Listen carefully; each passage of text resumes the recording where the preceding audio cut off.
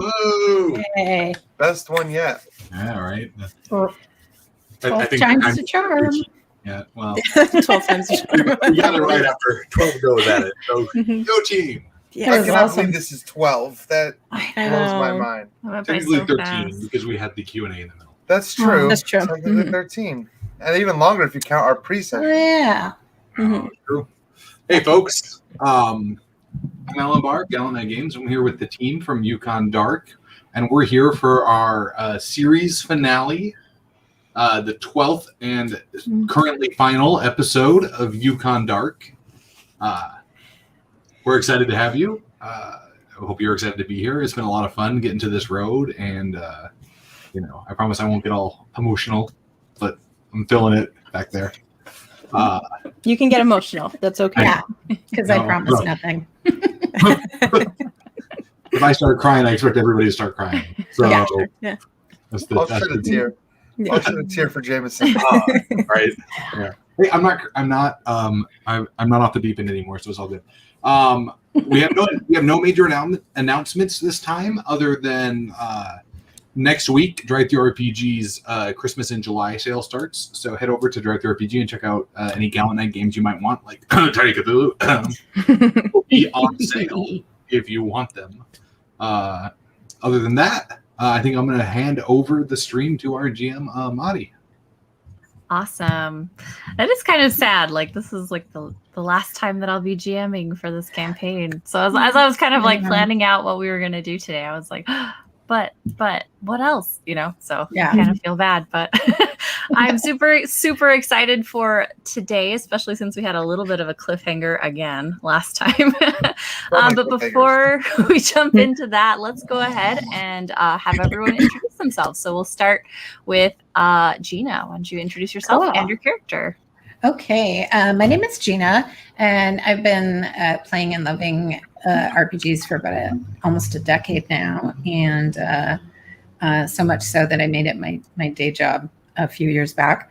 I am playing Katie McGraw, who is a fur trapper with a raven companion that she's had since she was little. But she has she's actually a mystic as far as the archetype. And she has just discovered that she can control and manipulate what she used to see as just kind of bad luck, but now she can do sorceress sort of stuff. Sometimes successfully, and sometimes not. But yeah, that's her. Okay, let's go over to Ryan. Okay. I'm Ryan, everybody. Hi. Nice to see you again for this 12th session. You can usually find me on YouTube on the channel Man vs. Meeple, where I do all kinds of board game content, live streams, playthroughs, all of that. But my other love is definitely role-playing games, so I'm really excited to be here to play. It's very rare for us, any of us probably, to play 12 sessions of a game on live. To be able to do that has been so much fun. I'm playing Blue-Eyed Bailey, who is a con man, financier kind of guy. He is not a con man with a heart of gold, but he also doesn't have a heart of stone either. He's somewhere in the middle. He does look for himself first. Last session, he got some kind of weird magical surgery ritual. I don't know what you want to call it. Magical surgery. Some sort of magical surgery. Ritual sounds right. And honestly, he doesn't even care that anybody else got it, because as long as he has a chance of survival here, he's happy. He'll be a little sad, but ultimately, as long as he gets out, he'll be okay. We'll see what happens. Probably not going to make it. Okay, let's go over to Ashley. I'm Ashley. I've had a lot of fun playing these past 12 sessions with everybody. This is actually my second Tiny actual play, since I have another actual play I do called Memory Alpha that we use the Tiny Frontier system for. So that's fun. So I love anything Tiny D6. It's great. I play Molly McGee, who is the new money dilettante. So she didn't used to have money, and then she had money, and then her husband died, and so now she's just trying to hold on to her money and her life. So every decision she makes is pretty much in the interest of self-preservation. Excellent. And last but not least, Alan. Malambar. I am the publisher and chief. Do everything you can at Gallant Games. Small business, yay. I'm just frankly ecstatic that we made it to 12 sessions. I don't think any of my campaigns have made it 12 sessions in real life in the last. So, definitely not over the last year and a half. I am playing Jameson Moore. He is a sled dog musher. He is currently recovering from going a little off the deep end of the crazy pool. And by going off a little bit, I mean he dove headfirst into the deepest part of the pool he could find, but didn't shoot any of his friends, which I'm considering amazing. Coming in. Yeah, That is true. I mean, Delilah was kind of our friend. So, Who? Delilah, Dr. Whitaker, the one that you dead lady. did shoot. I was trying not to remember that. Okay. But right before, yes, that's right. I was. Yeah. Before we get started, I just want to thank, Ryan, Ashley, and Gina for playing for what will be 12 sessions and the prelude that we did privately to get everybody comfortable and all this stuff. It's been fantastic having them. And I want to thank Mari for running such a great game. She really didn't just bring her A game. She brought like her triple A game here. It's been a blast. It's been just fantastic. And Mari is a professional GM, so you can hire her if you want this level of quality. So, just don't hire her on Thursday nights because we need her. Yeah. So you can hire her any other night, whatever. Yeah. But from the bottom of my heart, the cast has been, some of them have been friends of mine for years. Ryan and Mari I've known for years and worked together with for years. Ashley and Gina I've known more recently. And this is the first time we've had a chance to work together, and it's been nothing but an NA+ experience across the board. And that's from the bottom of my heart. Thank you. You've made this far better than I ever hoped it could be, and I'm excited for the future. So there's my sappy bit. I'm going to shut up and let's get to the horror. So I have a reason to cry. I'm not allowed to say that it's far better than I hoped it would be because that means my hopes were low. Well, it's different when you're running the business, right? Yeah. Your expectations. No, I think it's been nothing but great. Like it's been a blast, really. And Alan, for this being the first real like Gallant verse stream, I think it's gone really well. So I'm looking forward to seeing how this channel grows and what streams might there be in the future. Like this will be the first of many, not the first and only. So that's exciting. Yeah. I will say I finally have my own copy of Tiny Cthulhu. I'm not kidding. It just came today. Wow. That's my story. So, folks, the book will be available in the near future if you want to get it, both on Directory and the Gallant Night web store and in retail stores near you. So, is that one of the fancy Kickstarter? That is one of the Kickstarter exclusive deluxe editions with its storage bag and its full leather hardcover. Wow. I wish I would have gone on. Like once I saw it, I'm like, I don't know.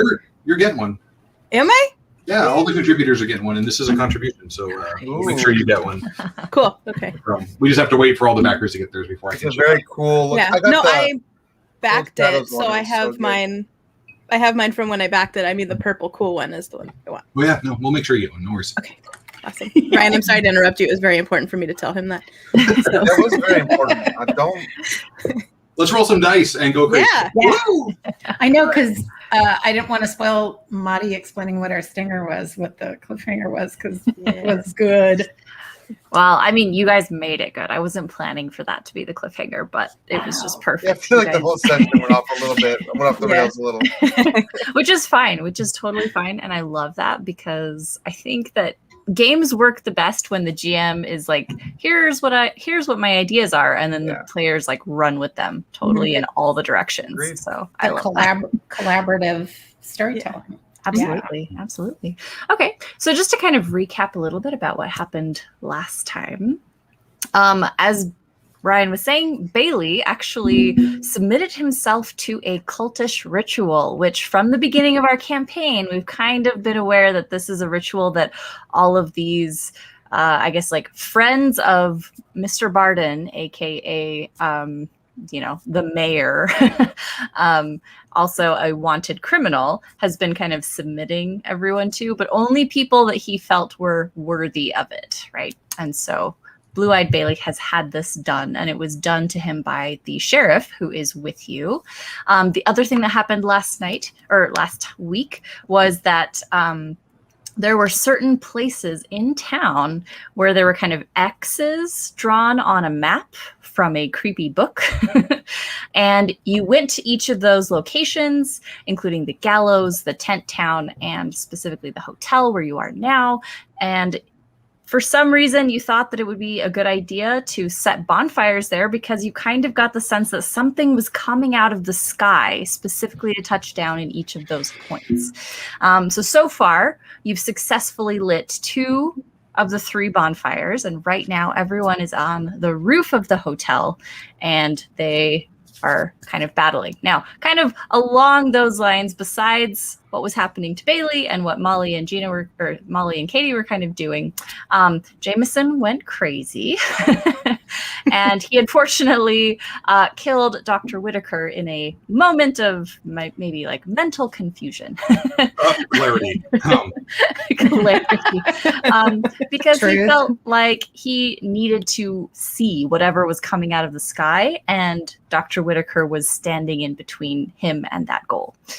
He also was able to steal the book, one of the creepy magical tomes, away from Barden and bring it to the rooftop. So everyone's there at the rooftop. You're about to light this bonfire. One of these giant winged creatures came out of the sky just as everyone was trying to get situated and figure things out, and it snatched Katie up and was about to pull her up off of the roof. And we had a couple of shots fired. So we're going to go ahead and start today with a combat. So I would like everyone to roll initiative. Cool. 4. Wow. Yeah. Off to a great start. These Tiny Cthulhu dice for this other set of Tiny Cthulhu dice I have right here. I got a 9. I got a 9 also on my Tiny Cthulhu dice. I got a 3. So A 3. I'm on a roll. One. All One right. of my dice was a 3. The other one just was a 6. Okay, read those to me one more time. So Molly got a 9. 9, Mhm. and Katie got a 9 as well. Yep. And then Yep. Bailey got a 4, Yes. and Jameson got a 3. Is that right? Awesome. High rollers. Yeah. We're saving our high rolls. That's all that's happening. Yeah. Yeah. I mean, who's really at risk here, right? Right. It doesn't matter when you go. It's the It's damage true. you do when you do go. So, yeah. That is Yeah. true. Yeah. That is true. It's the damage you do along the way. Yes. Okay, so I'm going to go ahead. So we're going to go ahead and start with now Katie has given her rifle over to Jameson. That was the last thing that I remember Katie doing. Yeah. Is that correct? Correct. Okay. Yeah. All right. So Katie, you are unarmed, but you are first in this initiative order because the creature didn't roll as well as you or Molly did.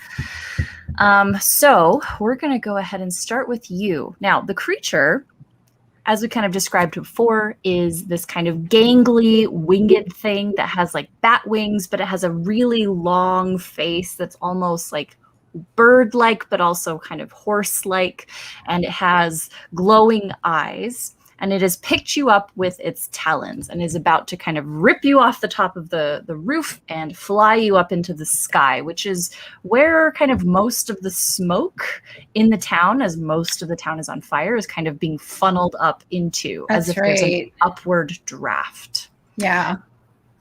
So is there something that you would like to do while you're just about to be picked up off the rooftop? Yeah, I would, because I think what I would like to do is, as this happened, like Jameson had given up his weapon because of things that had happened. And so he was searching for any sort of weapon. And I think you picked up a hammer. And that's when Katie was like, no, this will not stand. And handed you her rifle. So if that could be like occurring as this occurs, or I would like to, I think it's read the portents as I'm handing like the rifle to Jameson. I think that's page 60. And what I'm read hoping, the portents. yeah, and what I'm hoping to do is give the lucky trait to Jameson as I hand my very precious. Okay. Okay, I think that sounds reasonable. Okay, so cool. The spell specifically allows the caster to grant the lucky trait to one other person that they can touch. So you're kind of just like handing your precious rifle to him and then casting the spell right on Jameson at that moment. Okay. Yeah. I think that's great. All right, so Jameson, you now have the lucky trait, which is a very handy one to have during this combat. It's very hard rolling the last right. Happy to have it. The other thing we need to have, though, is because our mystic is casting a spell, is she needs to make a corruption test. And this one says that she can test with advantage. So, Gina, go ahead and roll with advantage to see how this works out. Okay. I got a 5. And a 31. So I did get a 5 though. I'm like, no. So that advantage was helpful. Excellent. Yeah, no, it was. All right. Can you kind of describe the optics of what this spell cast kind of looks like? Yeah, I think it's like somehow she is maybe kind of imbued, like that rifle is so important to her. And I kind of in my backstory, like her father gave it to her, bought it for her.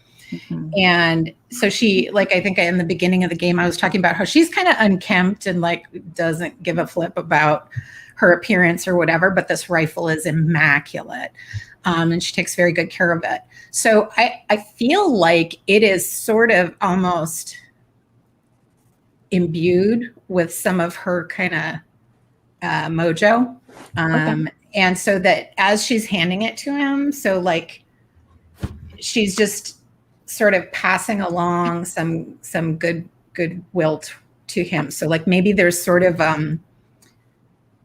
like a kind of like that sort of glow thing, but it's like a warm feeling. So it's not creepy or like I just cast a spell on you. It's like the handing of something very important to me and that's such a close personal item to me, to you, just kind of passed along this, like you feel stronger. Mm-hmm.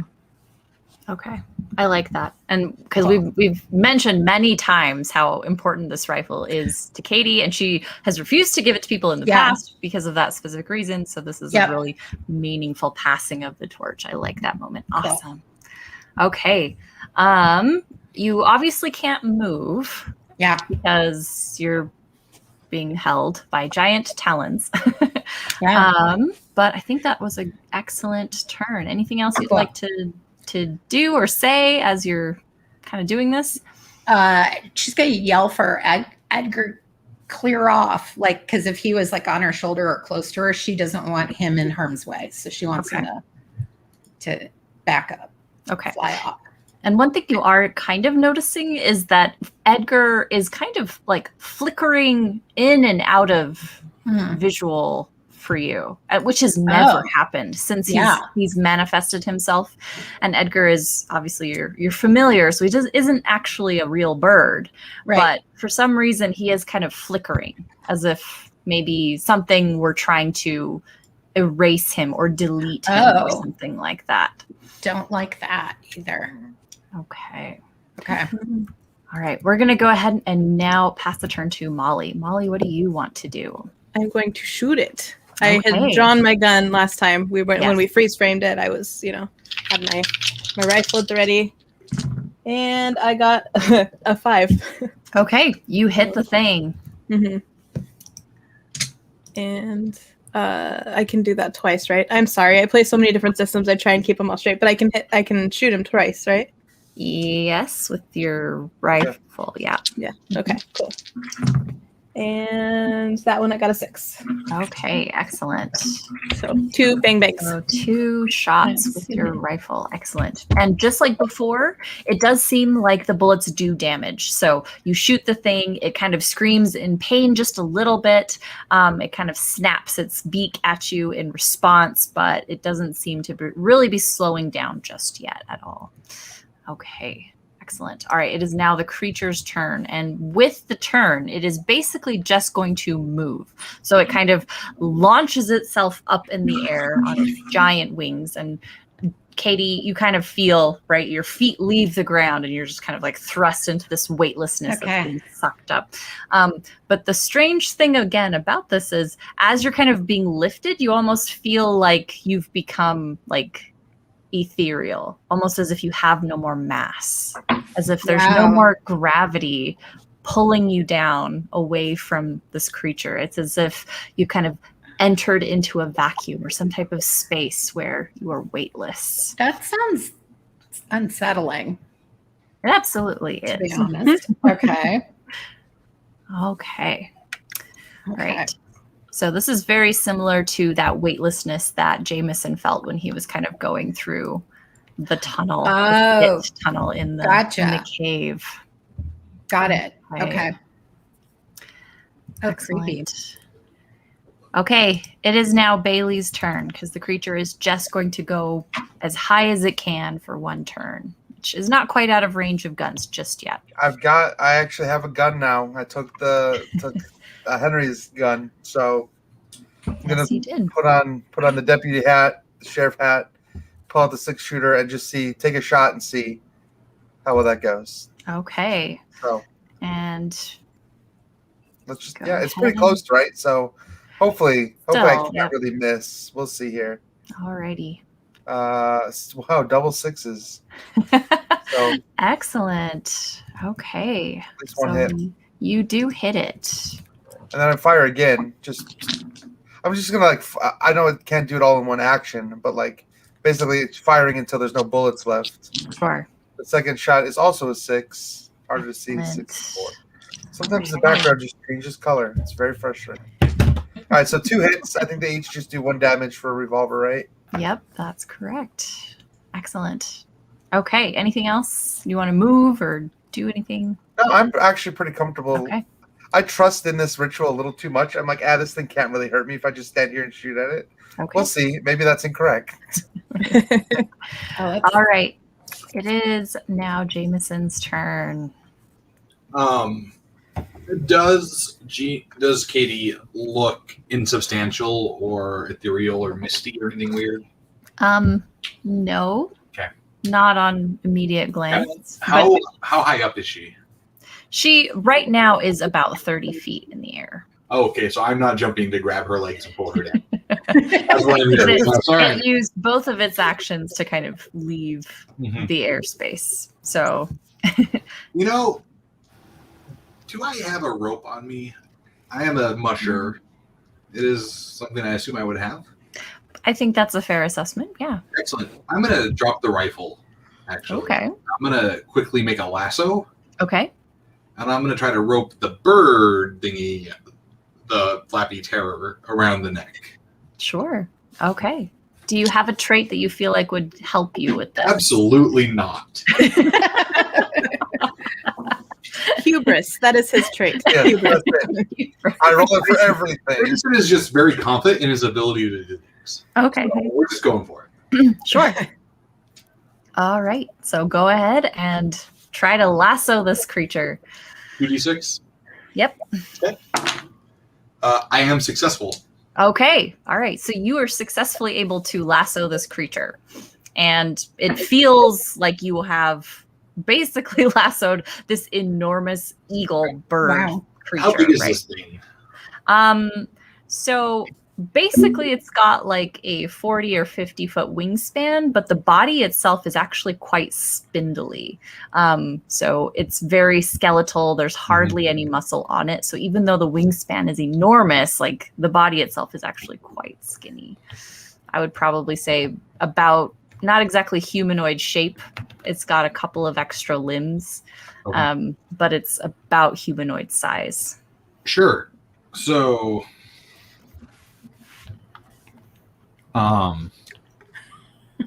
yeah, it's a lot bigger than I thought it was actually. There's a lot of power from those wings. Yeah. We're on the roof, right? You are on the roof. Well, I mean, you are. It is for how long, I'm not sure. So Currently. I can't believe I'm gonna try this. Okay. I am going to run to the edge of the roof and jump off. And my plan is to wrench the creature to the side so it has to like dive to lose altitude. Right? Ah. I'm basically okay. just gonna like grab the rope and like swing using my body weight to kind of just like wrench it towards the side. Sure. I like this. Nice. Okay. That's Well, cool.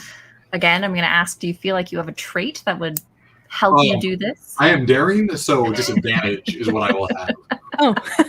Also, make sure the rope's long enough because if it's like 12 feet, you're just going straight down. I was able to lasso it 30 feet up. So Yeah. Yeah. So it's quite long. Yes. I Excellent. failed, but I am lucky. So I succeeded on my reroll. Nice. Okay. So you launch off the Awesome. side of the roof and just like pull as hard as you can. And yes, because the creature itself really doesn't have very many muscles, it like immediately just like starts to lose altitude and you feel like the neck kind of wrenched down. Okay, great. Excellent. Mhm. Okay. And you fall off the roof probably about a good, 5-10 feet, Fine. not quite to the ground just yet, but you're If I can, I'd like to try to hook my feet under a windowsill or something to give me some leverage and resistance if it tries to pull Sure. me up. Right? okay. Something. Yeah. I So- think that's doable. Absolutely. Because you're in a hotel, there's lots of windows. Yeah. Absolutely. Okay.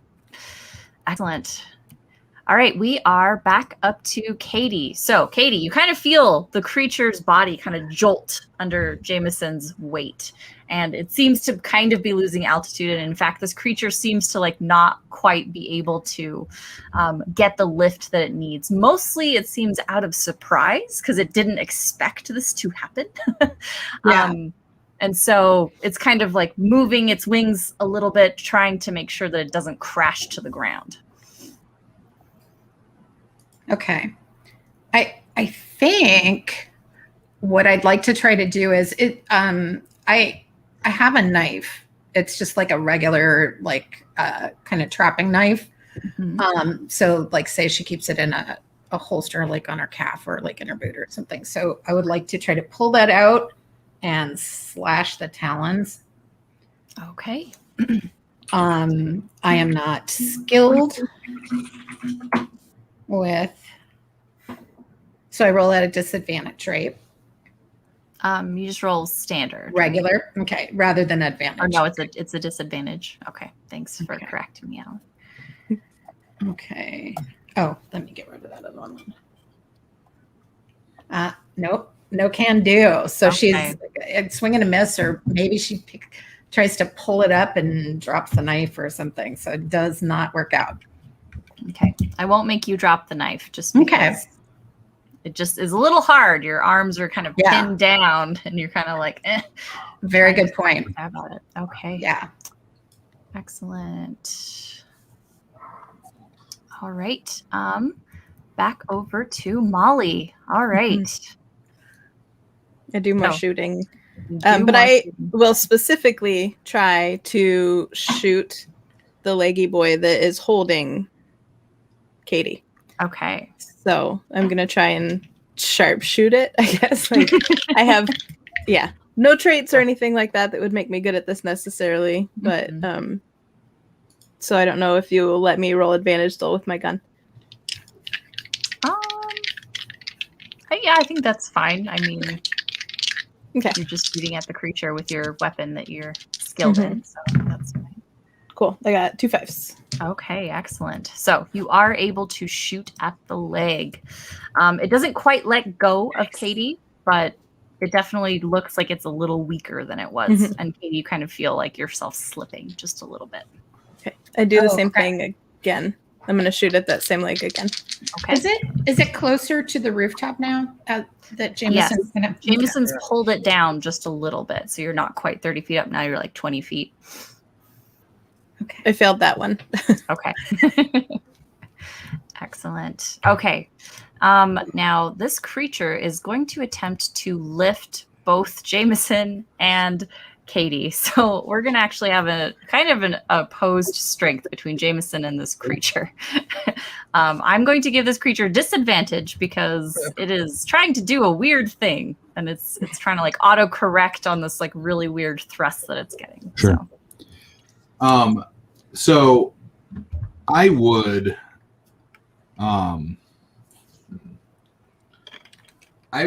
posit that my adventurer trait should give me advantage here. Okay. Just saying.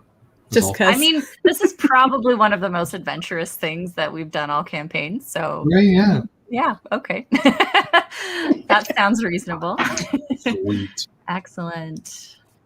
I was successful. Okay. Well, the creature was not successful. So you are he tries to kind of like wheel around to kind of steady itself and get its bearings back on its wings, but it's unable to as you continue to kind of pull anchored against the window. So the wings kind of lash out and kind of miss the air, and then they kind of crumple, and the creature actually begins to fall.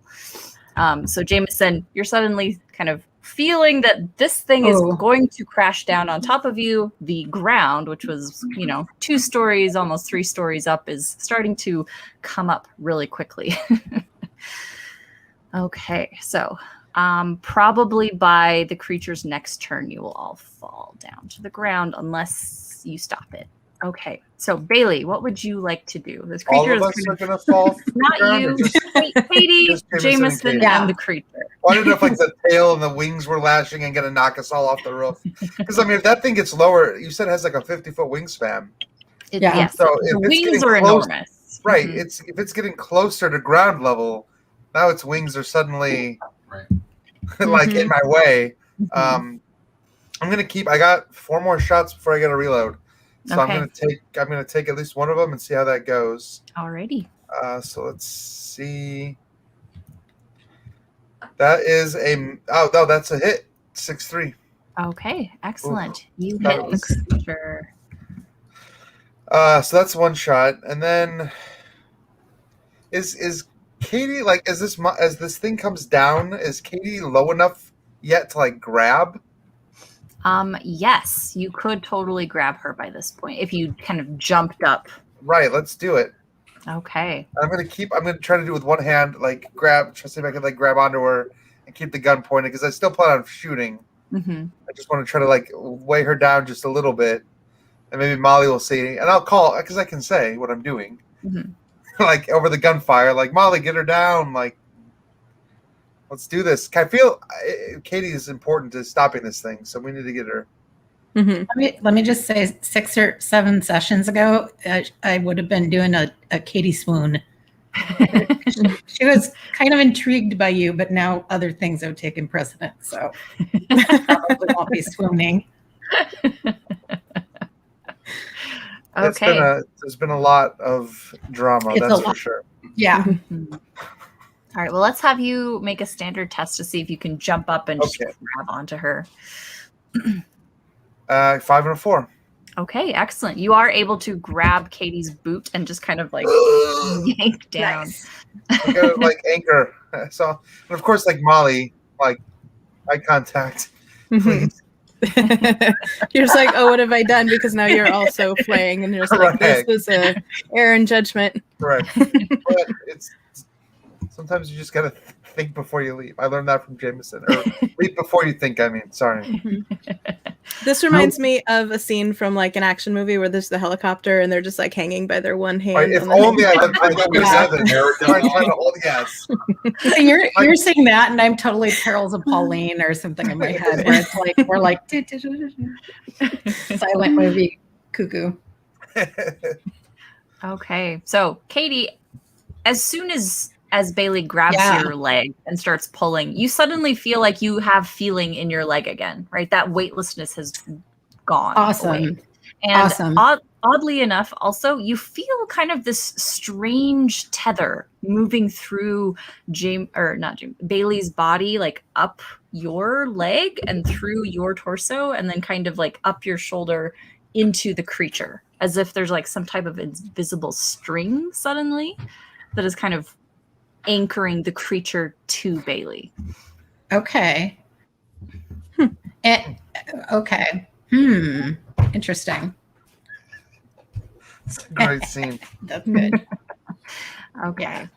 It is now Jameson's turn. So Jameson, this creature is kind of wheeled over to the side of the hotel and is about to crash down into the alley on top of you with Katie and now Bailey, because Bailey is kind of grabbed on to Katie's leg. What would you like to do? I'm by a window, right? Mm-hmm. Your legs are kind of hooked into the window frame. Is the window open perchance? No, but it is cheap glass, so you can easily It pick can in. be. This hotel, did each room have like a wood burning stove in it? I know ours did. But Molly probably paid for a much nicer room than most of us would have paid for. So Every room in the hotel is a nice room. So yes, this one does have a stove. I am going to break through the window. Okay. And I am going to loop the rope around. Is the stove on? It's not on. Okay, then I'm going to loop the rope around the stove repeatedly to add some like weight and anchorage to this thing. Mm-hmm. So it can't just like a cast iron stove is much heavier than Jameson. So I'm going to try to like really add some weight to it. Okay, excellent. I won't make you roll for tying the rope, but I will make you roll to kick in the window and kind of jump inside. All right, 1d6, 2d6. Probably just a standard test. Yeah, it's not too hard because I do kick in the window. Okay, excellent. You're able to get in and do just that. Awesome. Okay, and you do feel immediately like the creature's kind of trying to pull against the stove, and it rattles just a little bit, but it's not quite strong enough to kind of lift it up. Excellent. Okay. All right. Katie, you're kind of dangling over the alleyway. Bailey's got one of your legs, and he's trying to pull you back onto the roof, but the rest of you is kind of like dangling over the side. 3 stories up. But you do feel like Bailey's the creature's he's kind of like grabbed, he jumped and grabbed onto you and is kind of trying to pull you down. Okay.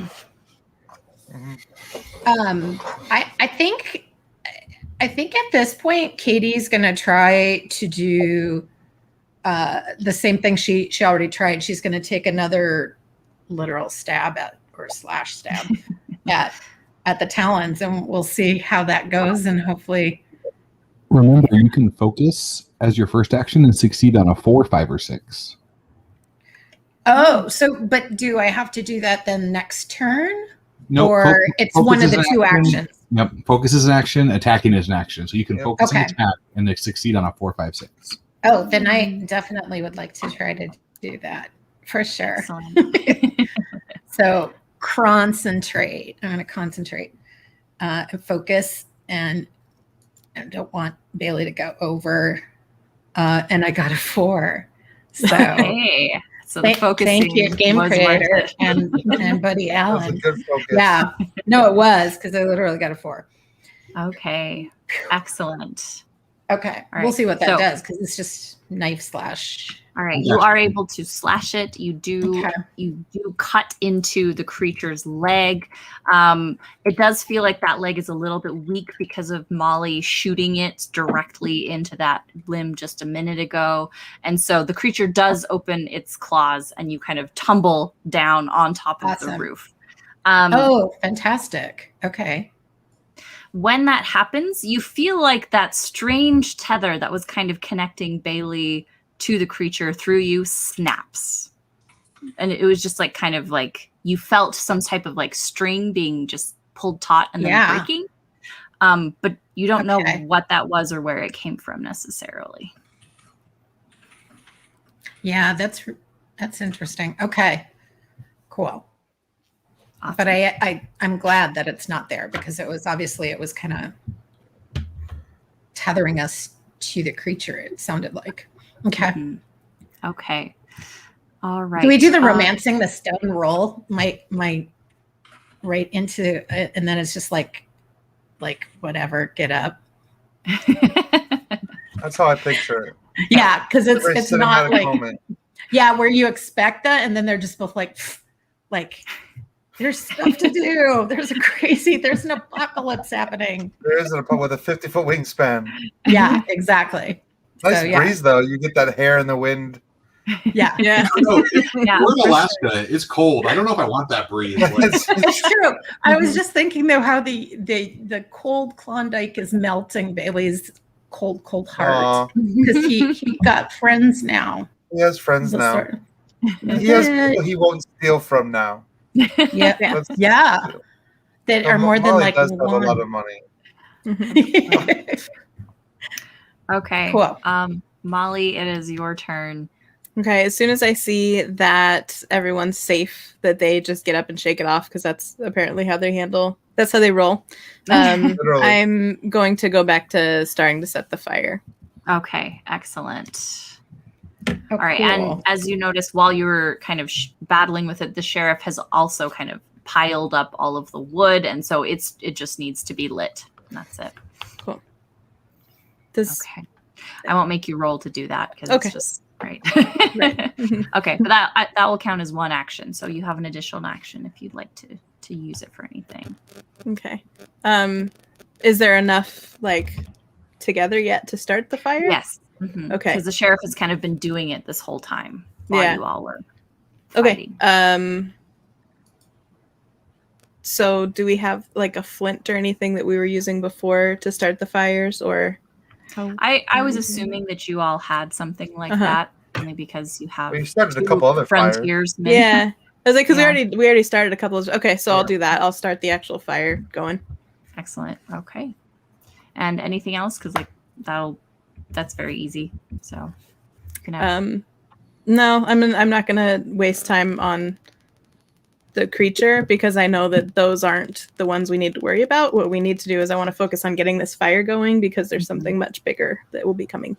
And you do notice that, again, just like before, there is a strange shadow or silhouette of some kind of cast in a circle around the top of the roof. And as you light this fire and it starts to get going, you do feel like the circumference of this thing is kind of shrinking just a little bit. Excellent. Okay. Oh, cool. And the creature's not affected at all though when she does this, but she sees that the kind of spotlighty sort of is shrinking. Okay. Yep. Okay. Excellent. All right. Well, it is the creature's turn, and it is going to try to again reestablish itself and try to lift up against the stove. So I'm going to go ahead and have it roll.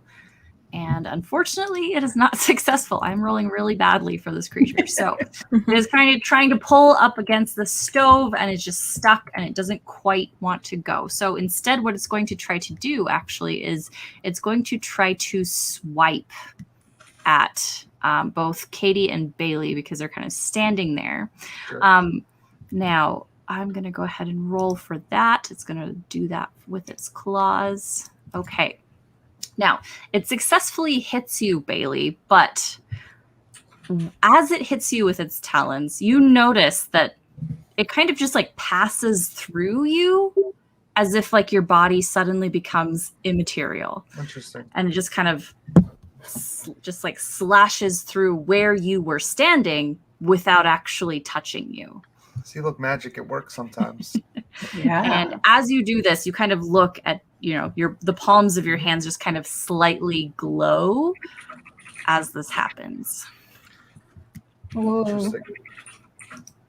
Okay. Bailey, it is your turn. Well, I'm feeling really good about doing that now. So knowing that, seeing that happen, feel like I'm dead, and then all of a sudden, I'm not. I'm like, So Bailey, I was gonna wonder if it works both ways. Like if I can interact with this thing and it just can't touch me. So I think we're going to like tackle it, or like try to wrangle its neck, and like push it towards the fire. Okay. Because I know, like, I just see Molly and the sheriff lighting this fire. So like, get it away from Katie and towards the fire. I mean, I might just go through it, but I'm willing to at least try and see what happens. Okay. I won't make you roll, because what does happen is as you try to touch it, like your hands go through the creature. So I just go all the way through it.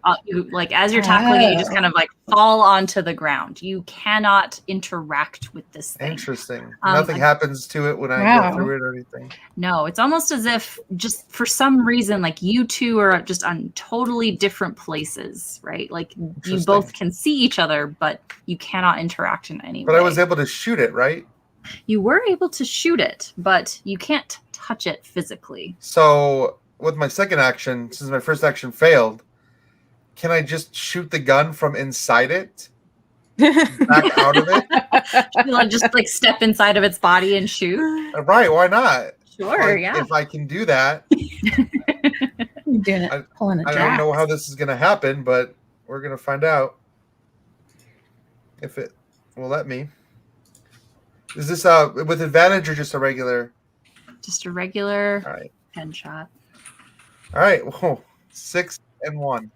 Okay, excellent. So you're able to shoot inside of this thing, and you hear the creature screaming, right, in pain, again, because the bullet is very obviously interacting with the thing, even though you physically are not doing it. Excellent. Okay. And hopefully, I don't point it at anyone, so wherever the exit wound is hopefully far away from it. I assumed it was just kind of like through the top of it. Yeah. Or like towards its head or up its neck or anywhere that it might be vital. I don't know. Okay. I don't know monster anatomy. This thing is definitely slowing down, and you're starting to see just kind of this like glowing ichor looking blood kind of come out of some of these exit wounds from bullet holes. But Jameson, it is your turn. And you saw Bailey just kind of pass through this thing as if it weren't there.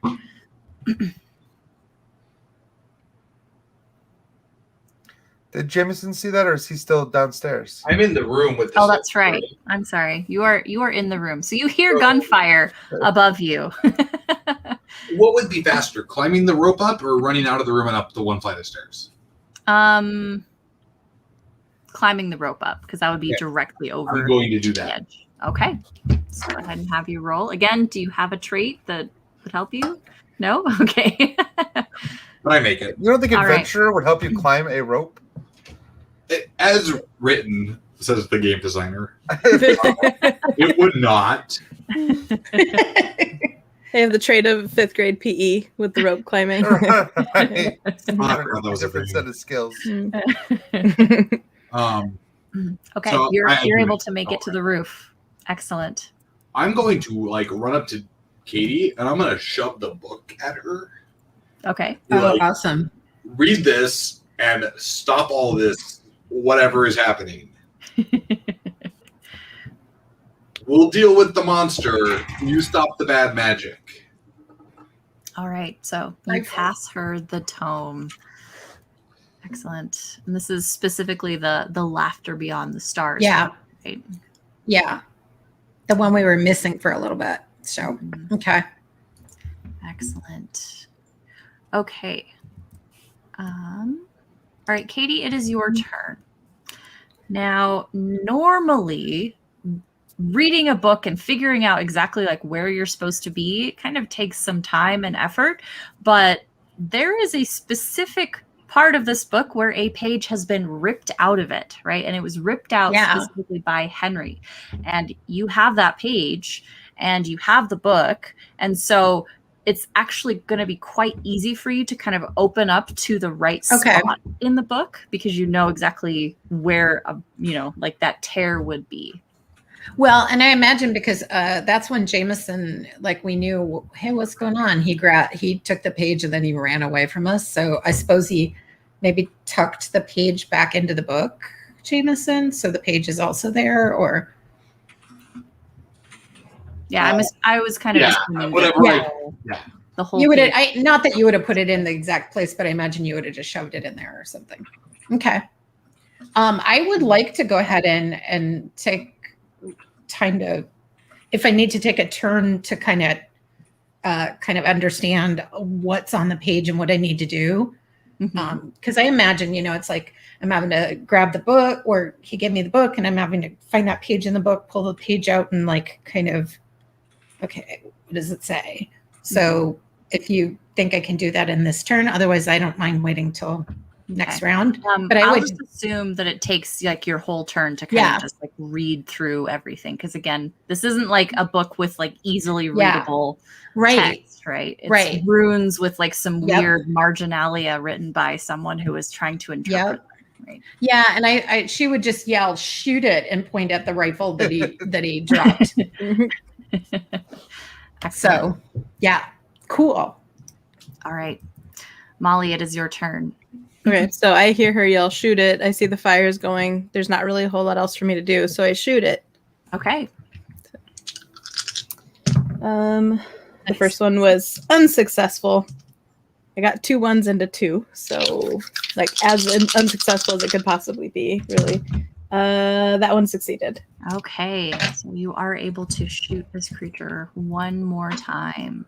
It does, again, look like it's weakening. Not quite there yet, but just like the last one, this one seems relatively simple to kill.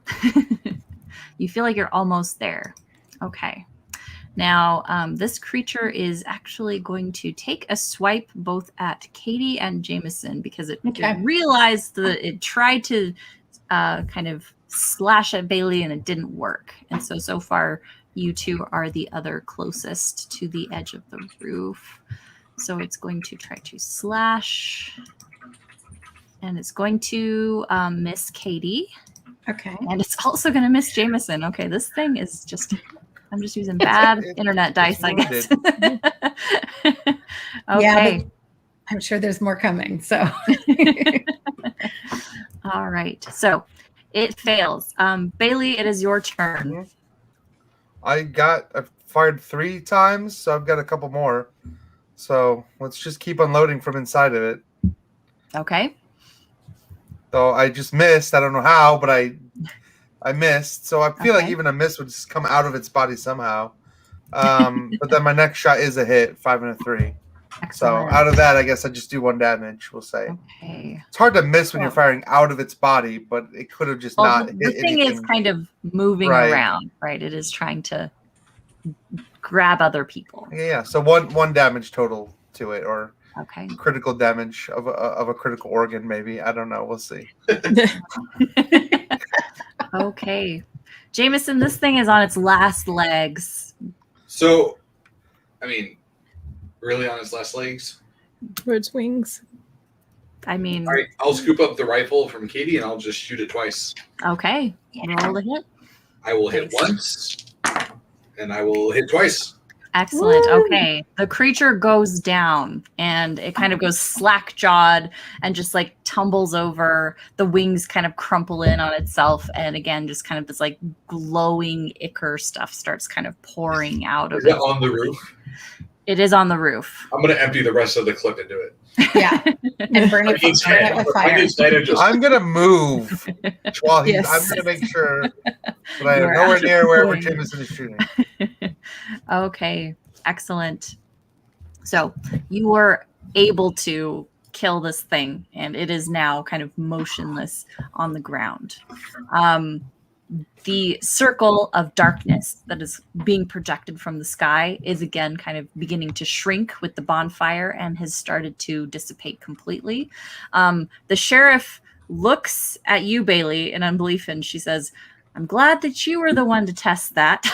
I'm glad that, well, I didn't test it on purpose, but I'm glad I found out. And she says, well, either way, I think it was a good idea that we got this done. Yeah, I feel like it was a great idea for me, or else my guts would be all over the rooftop right now. Absolutely.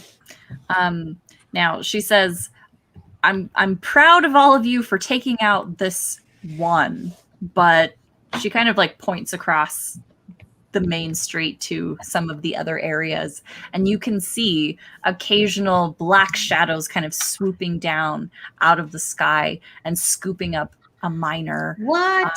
Scooping up another miner over there, and a couple, like you see like a couple dozen of these creatures just kind of circling around, scooping up people and pulling them into the sky. Now, Katie, you are on the page specifically where it kind of is trying to explain this whole thing. And before, you do recall reading that the book specifically said that you needed a lot of life to open the door. You needed to please whatever came through first. And that was what Barden kind of called the heralds, right? So things that would kind of precede whatever other creature was coming out. And then once those servants or heralds were kind of satisfied or sated in some way, then that would bring in the Prince of Laughter, right? Okay. The Dark Prince of Laughter. And so you get the sense that, you know, based on how many of these creatures that you're seeing, how many miners you're seeing kind of pulled up into the air, who basically disappear as soon as they, you know, they go high enough up into the sky. You feel like you were able to save everyone on this rooftop, but you're not exactly sure if you've stopped whatever it was that was kind of fully opening the door. Probably not. No. Do we have a sense of what we actually did accomplish? I mean, we diminished it maybe, but we were not able to. So you do feel like whatever you stopped with the bonfires was probably some type of like door stop, essentially, Okay. where it was kind of something that would anchor the door to this world and keep it open for however long. So you feel like you haven't exactly shut the door, but you've definitely stopped it from continuing to stay open once whatever comes through. I mean, we got every spot, right? Mm-hmm. Yeah. All three of the X's. Mm-hmm. So where is this being opened from? I would think probably like there's probably an apex, right? Between the points. Possibly. What's the central point between the three? Yeah, you do feel like if those kind of 3 points were kind of holding the door open, then there's probably something that pushes the door all the way, at least open enough for the creature to come. Are we assuming it's right in the middle of this little triangle here? Yes, you know, like it's not like an isosceles where it's like perfectly shaped. It's kind of like a bizarre, you know, weird, non-geometrical shape, right? Yeah. And so you're not exactly sure where that would be. And so you feel like you might need to split up to find it, or, you know, seems like a bad idea at this somewhere higher up where you get advantage or something. You're not exactly sure how to find this kind of central point. Well, we can't see it from the roof of where we are. You kind of are looking into the main street and it's not there. Could I ask Edgar to do a flyover and search? Sure. Okay. So you send Edgar, and again, he's still kind of like dimming a little bit. Wow. Like he's there, but then like he'll like turn his head and his head kind of disappears for a second and then kind of flickers back in. Poor guy. And oh, go ahead. Oh no, what's that, Mari? And I was gonna say he seems to like be talking to you, but his voice sounds really far away, like he's talking from maybe on the other side of a door or something like that. Buddy, you okay? What's going on? Is there something I can do? And he says, I feel cold. I've never felt cold before. I mean, it pretty much seems like this is not a good scene for, it's like because of what kind of creature he is, this is obviously not a good scene for him. And it's affecting him in a different way. that it's affecting us, I'm guessing. Mhm. I don't see in the kind of behavior that the blinking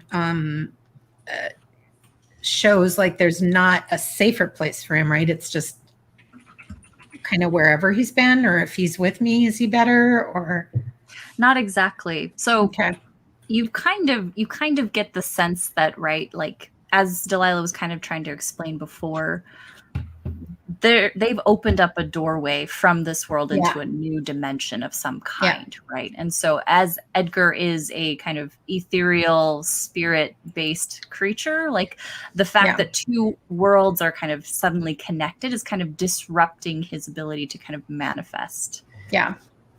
I'm just trying to think if there's anything. Sheriff, can you do that? Do you think doing that ritual on Edgar will help him? Hey. Go ahead, Jameson. Yeah. Just thinking out loud here, and I ain't no super sciencey smart person or nothing, but there was a whole circle thing, right? So wouldn't the center just be at the center of the circle? A circle thing. Well, yeah, all the dead bodies around town. Wait, what? Dead so there's like a circle of dead bodies surrounding this space. You don't say. Making like a magic wall that you can't get through unless you have a magic book, which is how I stole it from. Yeah. There's a circle. Oh, this is definitely the first that we're hearing of this. Mm-hmm. What if he was with me when we found it last time? It wasn't. It was Delilah. It was Delilah, and you killed her. Yeah. So. Right. Yeah. That's a problem. Why does no one believe me? Oh, You were taking her to safety. Yeah. Yeah, there's a circle of dead bodies that surrounded the town, and it's made this kind of wall of like really tough air, I guess. I don't know what you would call it. When he says that, if we look off kind of around the perimeter of town, do we see anything, or you can't really see it unless you're up on top of it? So based on where Jameson's kind of trying to explain where the edges of this circle are, you get the sense that maybe the center of the circle is actually situated inside of the general store. Oh, interesting. Hmm. You just thought it might help clarify the issue or something. I don't know. Yeah. Does that kind of line up to where the center of the triangle looks like it might be? In an odd way, yes. So Well, because like you said, it's not Mm-hmm. like a okay. Mm-hmm. So because we had one in the gallows, which is by where the church was, we had one over by the hotel, and then one way down on the hill in the town. Okay. I don't know what 1890s for burying the lead is, but bam on your shoulder. Right, that's a great comment right there. There you go. I'm pretty sure it's just bearing the lead. I don't think it's We get the flashback. Excellent. Circle of bodies. Okay. But good point. And we should probably head over to the general store. Okay. Edgar, you okay to stick with us? Where are the puppers? Did you send them? Like, are they at the livery or something? They're somewhere safe. Safe. Good. Okay. Good. Okay. Inside All right, away. we're gonna go ahead and take our break because it is 8:30. Oh, so. We have a new break graphic. I can't wait to do it, everyone. We'll have a better one the next time we have a show. Just to be clear, because I got the art today. But here's our break graphic. Say bye, everyone. Bye for now. 7 minutes. Oh, I like it. Oh, that is so. Wow, that's pretty. I love it.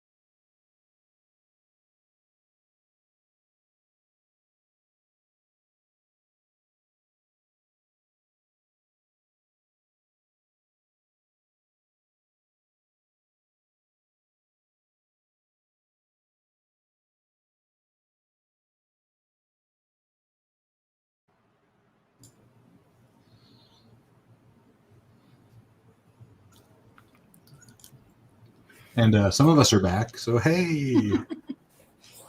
There's a puppy. There's a pupper. Yes, Aw. Danica. She's my old lady. She's I see we have a special guest. Yes. Scared by the firework. Oh yeah, she hates fireworks so Yeah, much. my dog does too. It's awful. Mm-hmm. Both of my dogs do too. So This is how I spent 4th of July. Was a lot like this. Oh. So, mm-hmm. All right, we're all back. Well,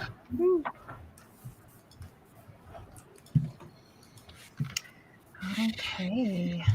Aw, puppy. Yes. She's actually 13. Wow. wow. My old lady. That's fine. She's a cutie. Yeah, Yeah, she she's is. awesome. I love her. Okay. I just call all dogs puppies. So. Oh yeah. She's That's absolutely a thing. Yep. baby girl. She will Fuckers. always be baby girl. Does not matter how old she is. She's Aw. baby girl. So yes. Cool. Okay, well, let's get back into it. So you're able to, after you set the bonfire, you just kind of say like, well, good riddance, hotel. And you climb down all the stairs, you meet up with Jameson's dogs, and you cross Main Street into the general store. Now, this is a building that none of you have been in before during the campaign. Like since this whole thing started, Right? you haven't quite been in it before. Just to kind of remind you, this was run by Mr. Riggs, who again was one of the cultists. As you kind of approach the store, you notice that the front door is open, and kind of in the snow in front of it, there seems to be some type of blood trail that's kind of, you can't tell if it's coming in or going out, but it kind of leads from around the corner of the general store from the direction of the gallows, and it kind of leads from that alley into the general store, and the door is open. And the sheriff has her gun out, and she says, were you expecting any company in here? Well, we've been to the gallows. Was something dragged to the gallows, or more likely something dragged away from the gallows? I wasn't there I didn't go with you guys. No, and Duff was injured. Mhm. Well, he hurt himself by trying to claw through there, but we stashed him like in the, I don't know. Behind the Somewhere building, safe. like away Yeah. from everything. Yeah. So that doesn't seem like it would be. Is it size-wise seem small or human or? Yeah, I mean, yeah, Or- it seems like maybe if you had to guess, like it seems like someone was dragging a body, perhaps. Oh, I wonder if it's Duff's body. Sure. We're at the docks. So you being a tracker, is there any way that you would be able to tell us anything about where or anything? I do happen to be a tracker, so let me roll some dice. I know nothing. Oh, cool. I'm a terrible tracker, the worst. It would kind of make sense, though. I mean, you've kind of been through the wars, so to speak. Jameson, do you see this giant trail of blood? I don't see it. No, I don't. No idea Sorry. what you're talking about. Trail? Mhm. The sheriff says, "Well, I'll go in first and check it out." And so she I feel like that's a super bad idea. I just got to be honest. she's like, "Well, do you want to go in first?" Actually, I will. Yes. I'll go Oh, in with the dot. Yeah. Can Not I the have dog, the my sheriff. pistol back? Sure. I don't remember who you gave it to. who'd You give it you to? still have mine. You can. I think I ask have for it. back. Yeah. All right, I'll Give use it the to rifle. me. Yeah. So, I have Henry's, and I don't I'm even know okay if with there's that. because I took Everybody- somebody Henry's else gun has off them. of his Because dead body. I don't think I reloaded it, so I don't know Yeah, if I and have I've got any the ammo. book and all that stuff anyway. So Okay. if you're okay with that, I'm fine with you having it. Okay. So Okay. as you kind of look inside before you go in, you remember the kind of general layout of the store. Think old timey, boomtown, kind of Western frontier mercantile store, basically, where there was kind of a counter. There were some shelves with a couple of different types of supplies. And then there was a large back storeroom with a bunch of things. It was only a one-story building, but this is one of the largest buildings in town because, this is supposed to supply all the miners in town with everything that they need. As you walk in, I'm actually going to have you roll a perception roll because it's really dark in there and you can't exactly see anything as you kind of initially step. Okay. Ooh.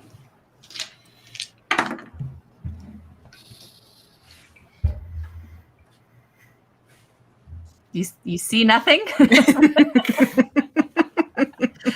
Okay. Unfortunately, Jameson, you step in, and as soon as you step in, you hear this kind of metallic twang sound, and suddenly there is a giant kind of like jolt of pain through your leg when you realize that you have stepped into a bear trap that was set right there in front of the door. This is a PG-13 stream, so I won't say what Jameson is thinking.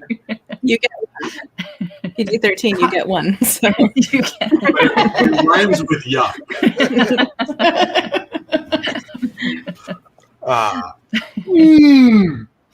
Oh. Hey. This place is trapped. Okay. So I'm only going to make it do 1 damage to you because it's just 1 attack from 1 bear trap. But this is definitely... Oh my gosh. that's good. Perfect. Oh, Paul. Thank you, Paul. Thank you. That's good. I love it. I love it too. Okay. Well, so Jameson, you have this bear trap kind of wrapped around your leg. Now, Katie, you've been around these your whole life, so I mean, I'm assuming you can get that off of him pretty quickly. Yeah, I'm sure there's like a release thingy thing. If somebody tries to come in, I'm gonna wave them back though. Okay. I'm not gonna just let anybody walk in until I give it a good look around for traps because I'm an adventurer, which means I get an advantage in attempting to detect traps. Oh, cool. Great. Still not successful. Okay. All right. It's clearly safe. Everybody just come in. Okay. Well, Jameson doesn't see any more traps, but do the rest of you want to kind of check? I'm going to take 2 steps in after Jameson says it's safe to come in, and I'm going to look down at his leg and be like, Jameson, this doesn't look safe. What is happening? Well, as a good leader, I sprung the trap, so you wouldn't have to deal with it. Also, will you get Katie, please? Yeah, that's I'm right here, and that's going to leave a mark. I'm just saying. So I will get down at the bear trap and try to release it. Well, somebody else maybe wants to look around. Yeah, I have better perception than Jameson does, so I'll take a look. All right. Okay. Is it still completely dark in there? It is pretty dark, but I'm assuming you have lanterns or candles or something. I wasn't sure if I could still use my advantage for the perceptive trait in the dark. We do have lanterns. You do have lanterns, so is that enough? Okay. Yeah, sure. Because I mean, it's a large building, but it's not like a cave, right? Okay, sounds good. 3 dice then, and I got 1 5. You can kind of see. All right, and Molly, you wanted to roll as well. Yeah, and I was yes, I'll roll as well. Mm-hmm. I was trying to debate if I wanted to use my. Sorry, Paul, you're distracting me. If I can ban Paul from commenting somehow. All these puns are killing me. Wait, I succeeded. I got a 5. Okay. So, Bailey, you notice that basically all of the shelves have kind of been moved to the edges, and the floor has been kind of set with these traps around. And so, obviously, someone that was just kind of running into the store or someone that might have just kind of wandered in without really looking first would have absolutely set off that first bear trap. One of those other traps as well? It does seem like there are other traps just kind of scattered around the floor. And Molly, you also notice that they're kind of scattered around what appears to be a circle drawn on the floor. This is very similar to the circle that the preacher drew when he was trying to perform that ritual. And so you see that it's kind of drawn in what appears to be charcoal. There's also some salt just kind of scattered around in the pattern as well. And then now that Jameson has kind of wandered onto the trap, you see that part of it has like blood on the pattern, and the blood is kind of sort of being like absorbed into the lines of the drawing. So they're not just kind of sitting on the floor. They're kind of like moving slightly. The previous blood, or Jameson's got blood too? Or yep. Jameson just got snapped by a bear trap, so it's kind of on the floor, and it's all right. Well, let's make our way carefully to that circle and see what's in the middle of it. Yeah. Okay. Yeah, from the outside. Step on any of these bear traps. All right. Now that you see them, it's quite easy to kind of just step around them, but it does limit your ability to kind of walk around the room just a little bit. And so this was very obviously planned, as if, right, someone was look at all these bear traps. Expecting company. I don't know if this means anything to anyone, but all I have is the Tom Goes to the Mayor Bear Trap song running through my head right now. I don't think I've heard that song before. That's all I can think of. And all I'm thinking about is the actual Cannibal Shia LaBeouf song. Yes. That one I know. That one. That's such a good song. Well, I'm watching the bear trap song after this. I'm going to be very careful. Do we need to roll at all to avoid these bear traps, or now that we've spotted them, we can? You can just walk around them. If you do try to run or jump or anything like in the room, then you'll probably with a chain to anything, or are they just loose bear traps? They are, because there's usually like some type of chain that's connected to the bear trap. It seems like there's a spike that's kind of like holding the bear traps down through the chain. Okay. Otherwise, I would have just found a broom and. Yeah. But no. Okay. It seems like someone has used a hammer to kind of drive each. May I place? Find a broom or something though, and set off each trap? Sure. Roll a search to see if you can kind of find something nearby or at hand that might do that. Just something where we could actually get the traps too. Okay.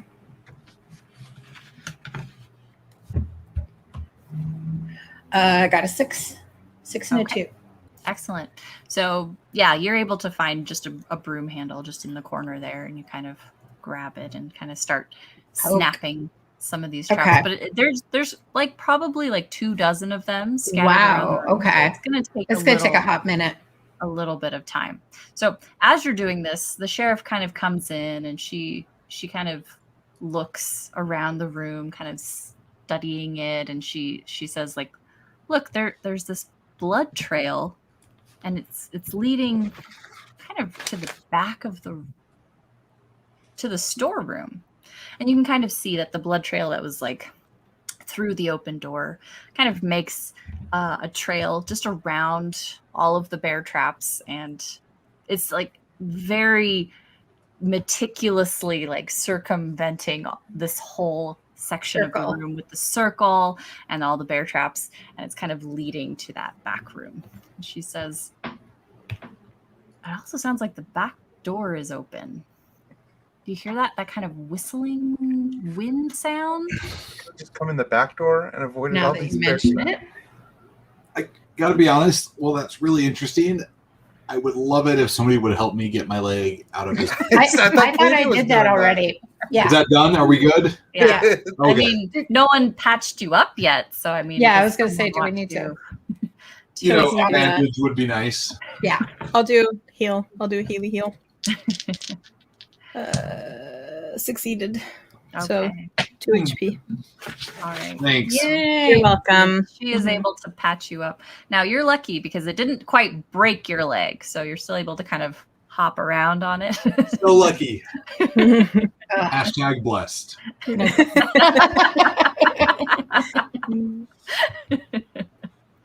Well, I think we should talk Katie. Oh, Katie, there's something you should see here in the center of this building. And there's also probably somebody in the back room, but there's some kind of ritual circle here. This is not my expertise. It doesn't. From most of what we've seen, the rituals are not inclined to be friendly. So I'm wondering if we should try to disrupt it. And also, what? There's somebody in here? It seems like maybe.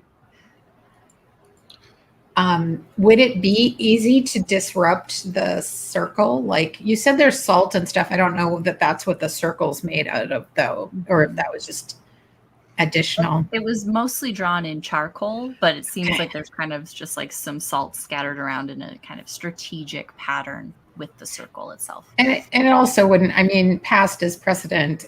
So none of this has seemed to be all that helpful, except for the ritual that Bailey went through with the sheriff.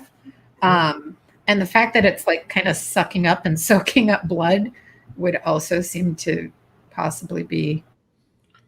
I mean, I'm no magician Not or great. whatever this is, but I would I put money on this thing, and I don't put money on much, but I'd put money on this thing powering something crazy. I don't like it.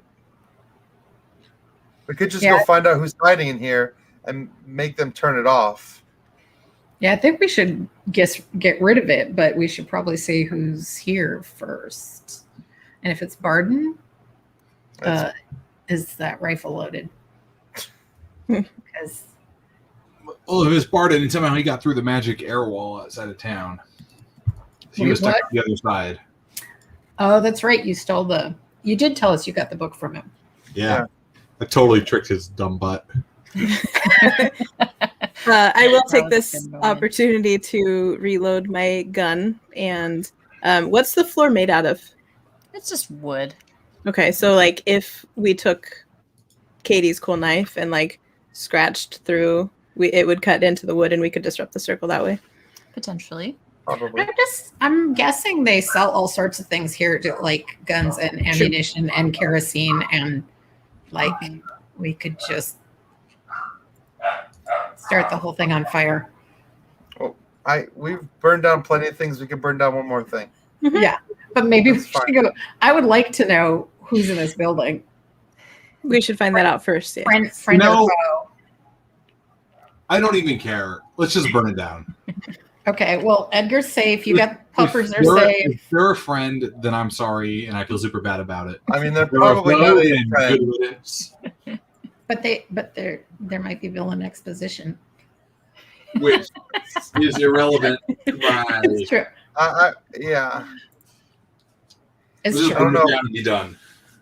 We do Correct. probably need to torch this place. But I am You- curious. Really quickly, you notice that Yeah. like you didn't notice this before, but as you're kind of like walking around the room, kind of making all of these bear traps disappear, you notice that Edgar has completely disappeared. out of this Oh. room. Like you don't feel him, you don't hear no. him. He's just gone. Edgar. And I can tell. Like, because otherwise, if I call him, he comes. Mhm. Like, yeah, no, we need to start this sucker on fire. And Well, while some people are lighting the fire, others can go see who's in the back room. I'm okay with going to see who's in the back room while you guys work on the fire.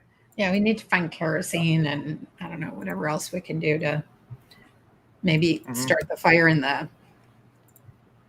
Hopefully, the adding fuel to that whole thing is not going to be like put it on superpower, but I mean, hopefully not.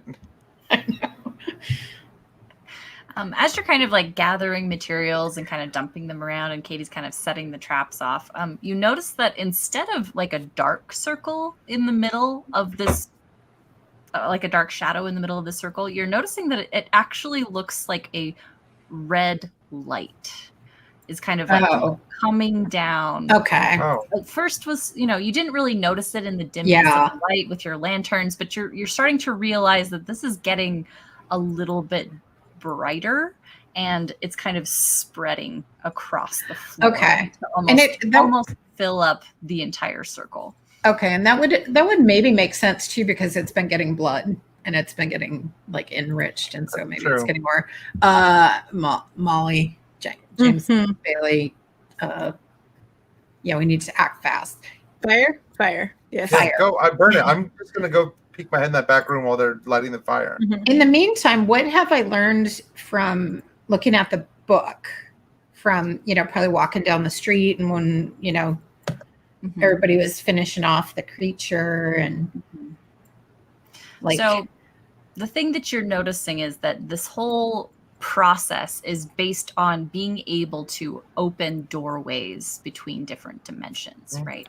And so this took a ton of energy to be able to open this door, energy specifically derived from human sacrifices, right? Like offering up people in order to power this magical spell that caused this to open. And so you feel like it would take some type of magical process to likewise close the door completely. So although fire seemed very effective in kind of preventing whatever door stops might have kept the thing open, it does seem like this is going to be a little bit more involved and a little bit more challenging to close the door finally. Jameson. I'm just positing a scenario here for y'all, but they used people in their ritual to open the door.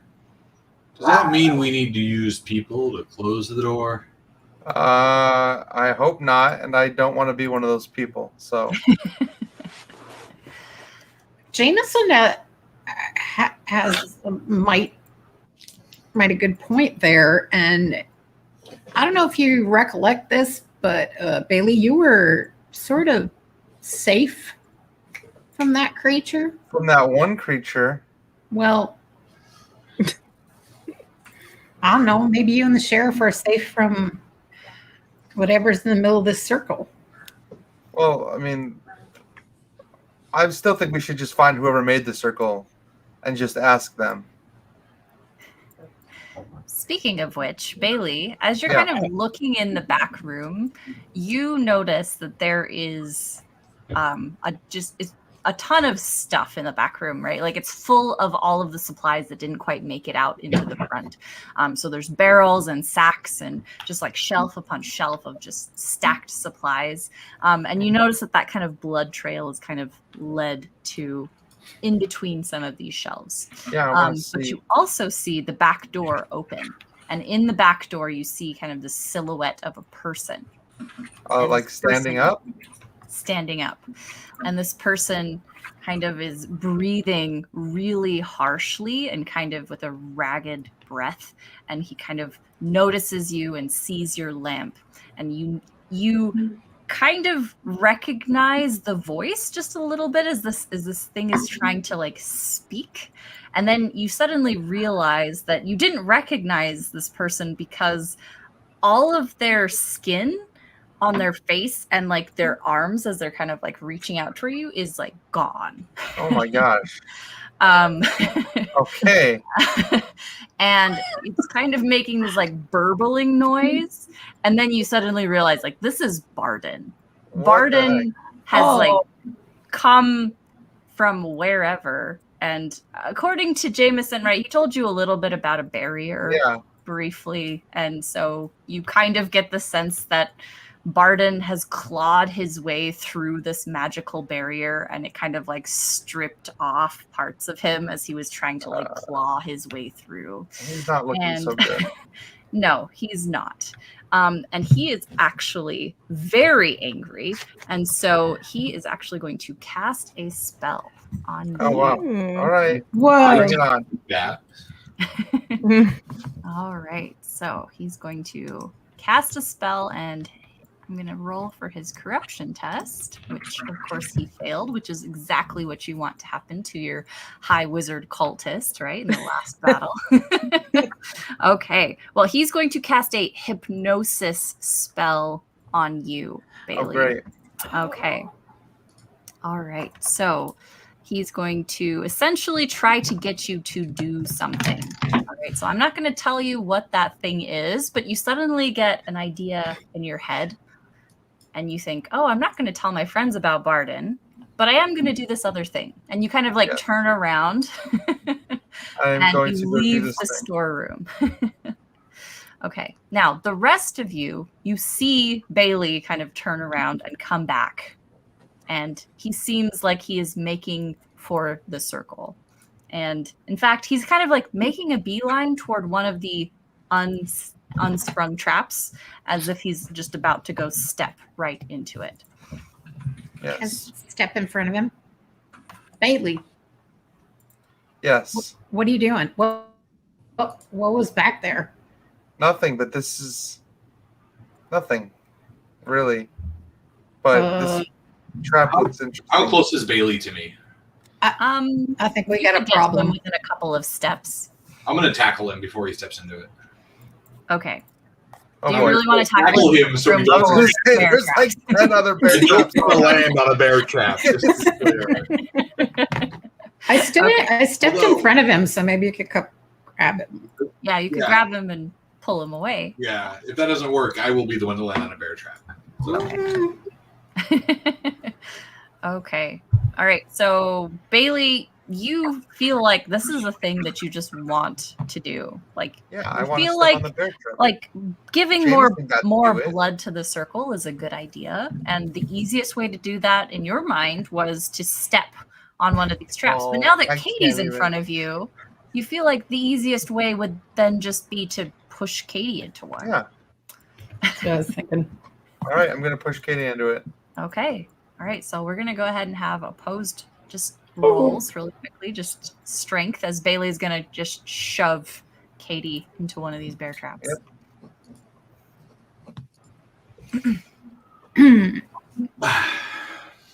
I got a 6 and a 3. I got a 6 and a 4. Is that bad? I'm so sorry. Does that a tie, or does that 'Cause go they're in both Bailey's sixes. favor? Because 6 and 6. Yeah. Alan's letting Those me were- decide. Okay. So I mean, it's like a tie, right? officially, there are no contested tests in Tiny T6. So it's So however you want to run it. It's up to Oh, well, you, I as the GM Mari. Okay.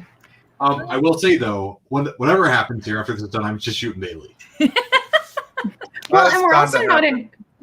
we're not in combat, and you did say that you were walking over to be like, because I'm like, guys, we got a problem here. Mhm. So I don't know if you can intervene or Okay. whatever Well, Maddie thinks. I'm gonna go ahead and say that the 6s mean that it's a tie. So I am Bailey, not strong enough. you try to push Katie, and she's just like, "What are you doing?" And she kind of just like plants Whoa. her feet and prevents that from happening. I'm doing my best. At what? I Okay. don't know. Okay. Well, that I- didn't work. So, I mean, the other option is again trying to step into it yourself, maybe pushing Molly into one. But you just I feel would like I'll to just try step- to I'll try to counter step around her and step into it. okay. Can I try counter spell? Sure. I mean, because Do you feel like, yeah, I guess it's kind of, I don't know that I know. I mean, I know something's up. It could be the same thing that was happening to me and that happened to Jameson, but something's going on with him. Like he went back there to go look at something and he came out here like he's kind of in a stupor and he wants to set off traps or use me to set off traps. So something's going on. So I don't know that I would assume he got spelled, but that he's under the influence of something. You know, whether it's the same thing that Jameson and I were, or so. Yeah, I don't know. okay. Otherwise, Right. maybe check out the back room. Okay. I will let you absolutely cast a counter spell because Are you if you sure? feel Okay. like, yeah, like if you feel like this is a thing and you kind of know how to do it. I feel like that I don't exactly understand what comes over us or what is corrupting and affecting us. And the fact that it's magical in nature or sorceress as opposed to like cosmic crazy is she wouldn't necessarily think that, I guess. So, okay. It's no test, I guess. Okay. And caster can use this spell outside of normal turn or actions and automatically negate a spell and lose 1 point of corruption. But it will not work. So this is up to you too. It will not work on powerful or significant casters or obviously elder beings. Yeah. So it would definitely work on whatever is kind of ensnaring Bailey in this moment. Okay. I don't think Barden's at his best self right now. Not exactly. So you're able to do this, and then just as you do that, kind of Barden steps into the room. And again, he's trying to kind of like talk, but he can't quite because like the front part of his face has kind of just been like torn away in some bizarre kind of attempt to break through the barrier physically. And he steps onto the circle and then realizes, right, like that whatever he told Bailey to do wasn't quite working. And so he basically reaches into his pocket and pulls out his knife. And this is the same knife that he used to kill Henry and to kill the preacher earlier. And he basically just like slashes his wrists open and starts kind of just like pouring blood all over the circle on the floor. Well, I'm in no place to stop him. I don't feel like I am either because I think I'm kind of preoccupied with like assessing what the hell was going on with Bailey and like, can I help him? And so I don't feel like I am either, even if I kind of see it happening. Sure. I hadn't been involved with Bailey at all, so I pushed him. Like I get either the handle of one of the brooms or something, and I just push him, like try to push him off. Push him off of the circle because I see that he's bleeding onto the circle, and I saw the circle absorbing the blood earlier, so I assume that he's had something to do with that. So I'll just push him off of it. Okay, all right. I won't make you roll because it's pretty easy to do. He's in a severely weakened state. You feel like it's not quite going the way that he wanted it to. But I definitely use a broom because I don't want to touch him. He's gross. You can grab that broom from Katie and you do that. Yes. As you do that, you hear, just in that back room, you hear someone very, very softly calling your name. And my name? Kind of, yeah, as you're listening, you're kind of like, oh, yeah, someone is calling my name. And then you realize it's not just your name, but they're kind of calling to all of you. Oh. We go back there? Yeah, I guess. Okay. Do we start the fire before we go? Well, like flick a match on our way out kind of thing? As you're just walking out.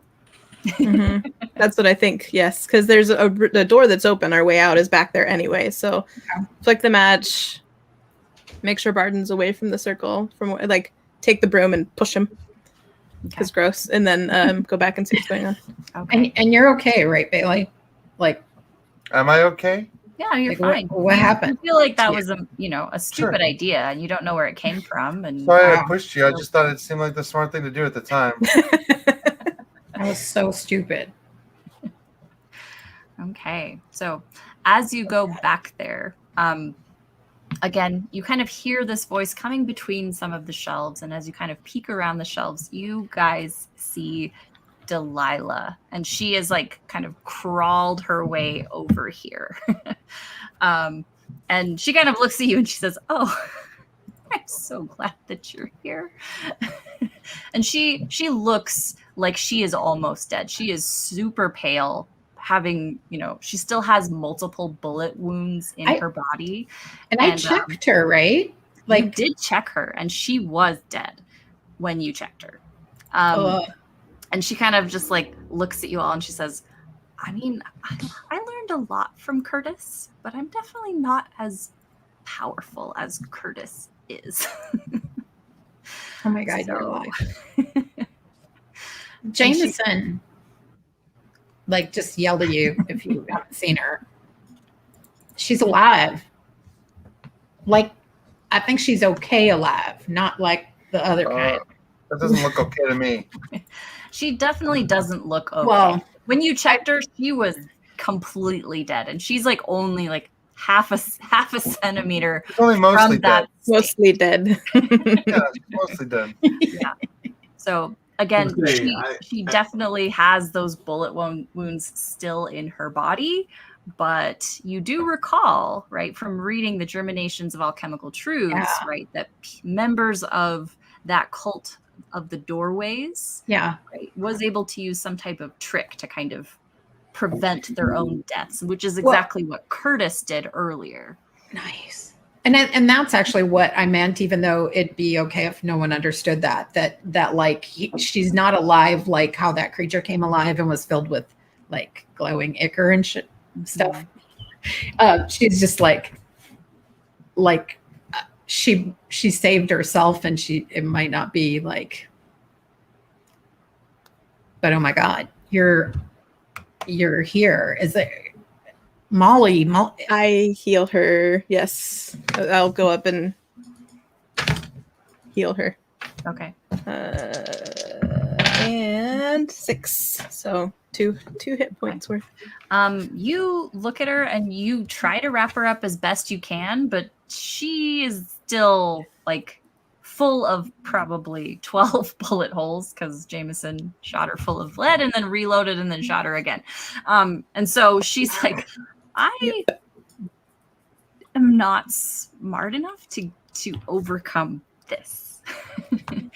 And she says, but if we can kind of think about everything that we've seen so far, I think that we can trap the Dark Prince of Laughter in another one of those doorways, just like we trapped Curtis earlier. And she says, I could have maybe done that, but not in the way that I am now. And she's not trying to like blame Jameson, but she's like, I can't do Can this. we help? Can I help you? Can we help you? And she says, maybe one of you can do this, but it's going to take a little bit of sacrifice on my part, and then something kind of weird. I don't know that it will work, but it might. Well, that's all you're going to give us? Okay. And as she's kind of explaining this, you all hear kind of like this screeching from the last room we're just in. And you see some strange kind of glowing red kind of like waves of energy coming down from the ceiling. And they are definitely starting to kind of pool in the circle of the other room. And some of them have kind of reached tendrils out, and one of those tendrils has actually picked up Barden's body and has kind of moved inside of it. Again, reanimating it, very similar in the way to how you saw that creature that you killed very first come back up. If it wasn't clear, loyal listeners, content warning for horror stuff. Yeah. Okay. I hope that's implied. Again, Jameson, Barden's body kind of lifts up again, just in a very bizarre, kind of non-anatomical way, kind of being filled with this like strange reddish energy that's coming out of the ceiling. All right. Look, Doc, I'm sorry I tried to kill you. I think you succeeded. Yeah, I don't know what's going on here, but what do you need to make this work? She says, I need to initiate one of you into the cult of doorways. Bailey. You are able to do I don't do magic. I don't. Did they do some magic spell to protect you? Someone else did. Great. I didn't do the spell. Bailey, What? come over here and let her do the magic on you. Oh, well, she can do the magic on me. I can't do the magic on anyone else. She can do the magic on you. As Yeah, you're kind of Doc. discussing this, you hear the sheriff, and she's like, I got this. And she kind of like runs over and tries to shoot Barden, but it's like very obviously not working. I'm not even going to acknowledge that that's happening. Yeah. All right.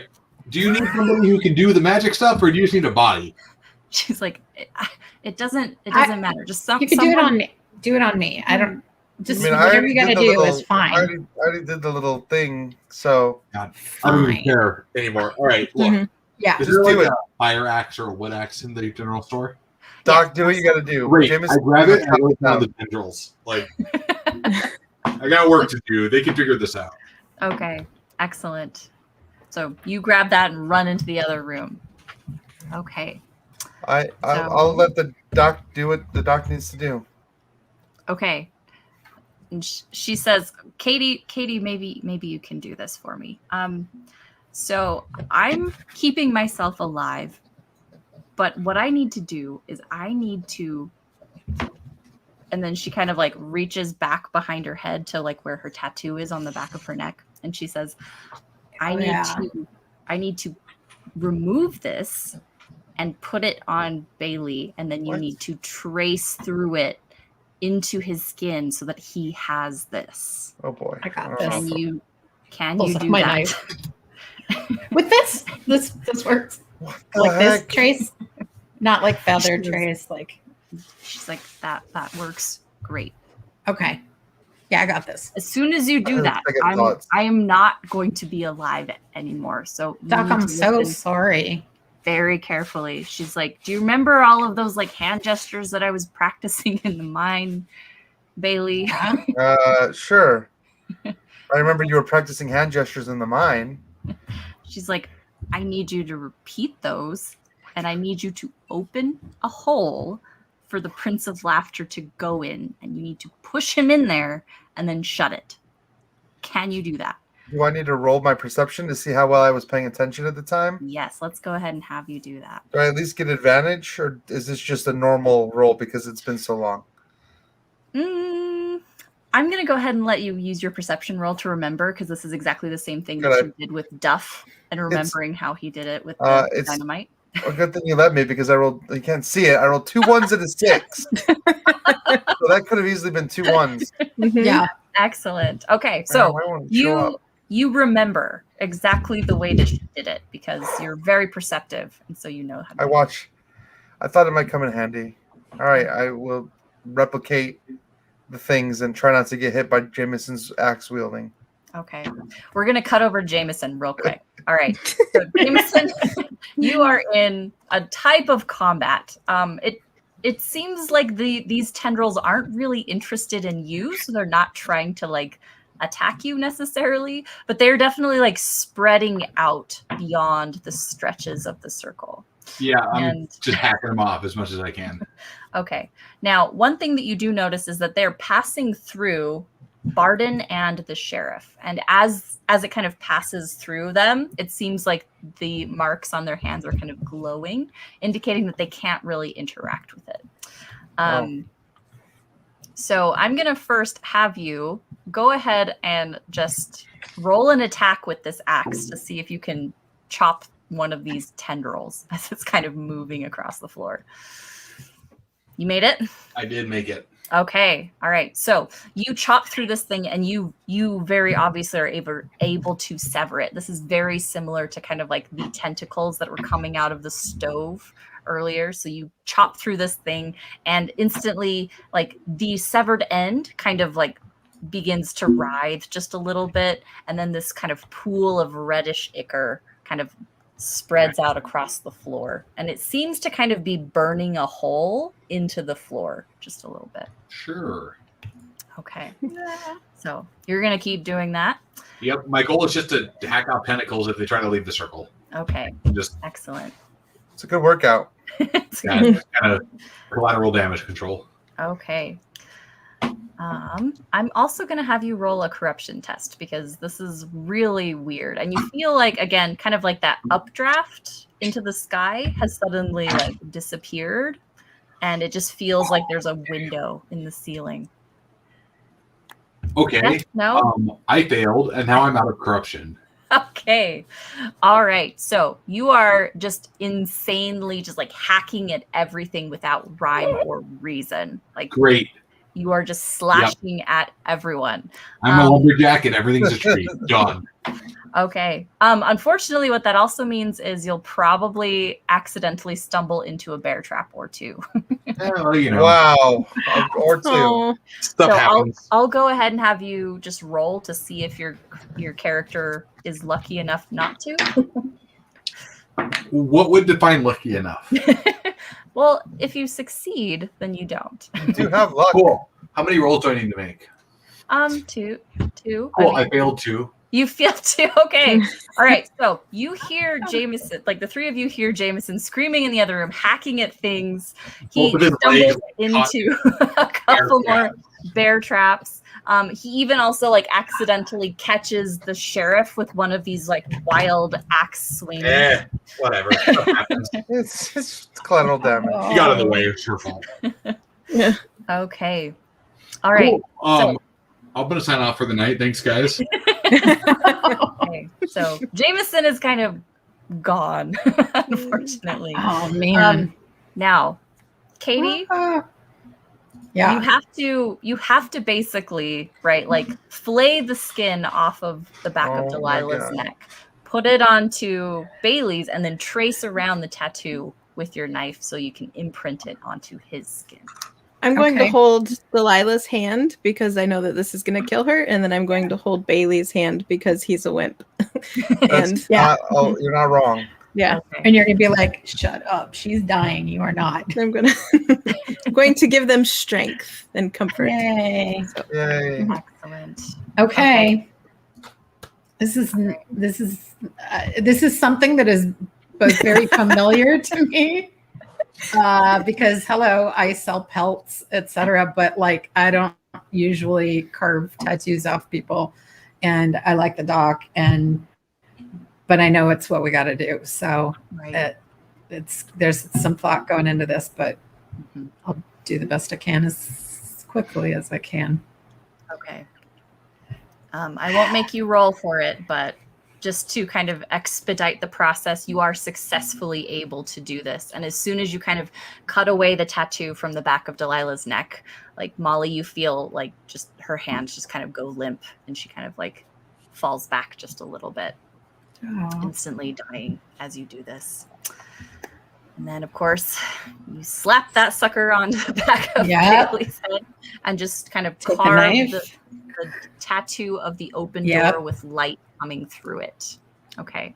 Bailey, as this is happening, you don't feel any different, Good. which is a little bit different from how you felt after the other ritual, but you do remember exactly what Delilah was doing before, and you feel like, okay, you can open up a kind of something, I guess, a room or a doorway or something, and potentially you'll have to figure out exactly how that works once you start trying it. So you'll need to go into the other room to do that.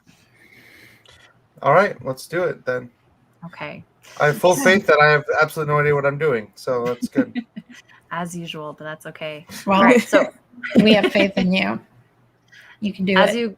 you go into the other room, you see Jameson just kind of like this wild look in his eyes. He's just like hacking at the entire room. He's like knocking things over. He's hacking into the floor. He's got like bear traps up his legs and he's just like ignoring that completely.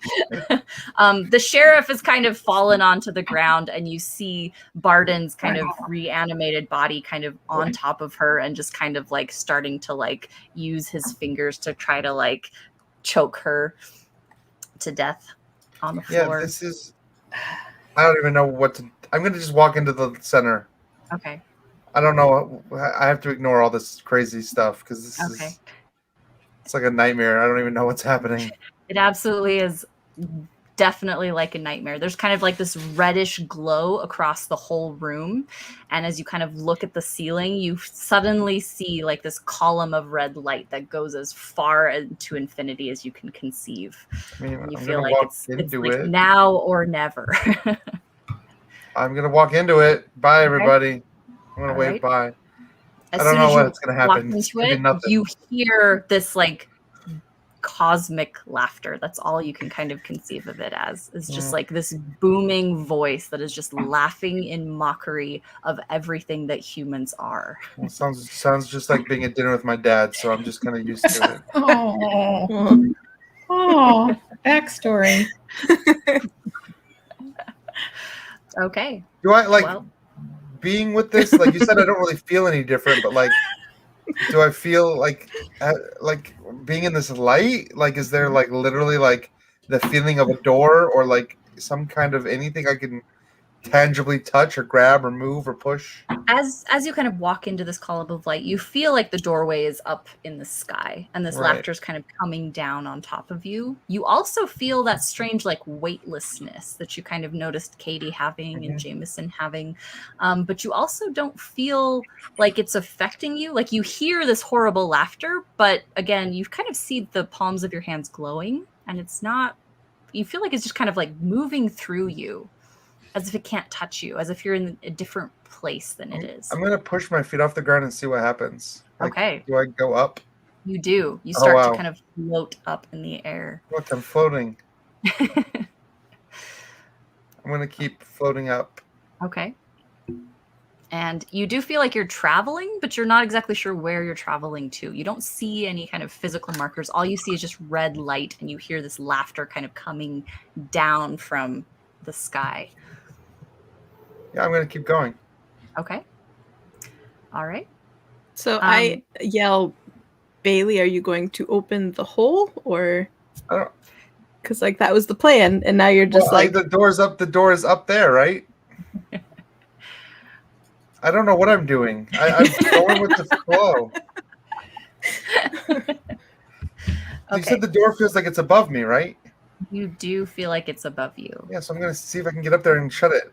Okay. Push it closed. So you finally, it seems like eons by the time you like reach some type of terminus for this kind of column of light, and you do feel like there is some kind of entity on the other side, and this entity is kind of laughing at you and says, oh, one of my followers has decided to meet me here.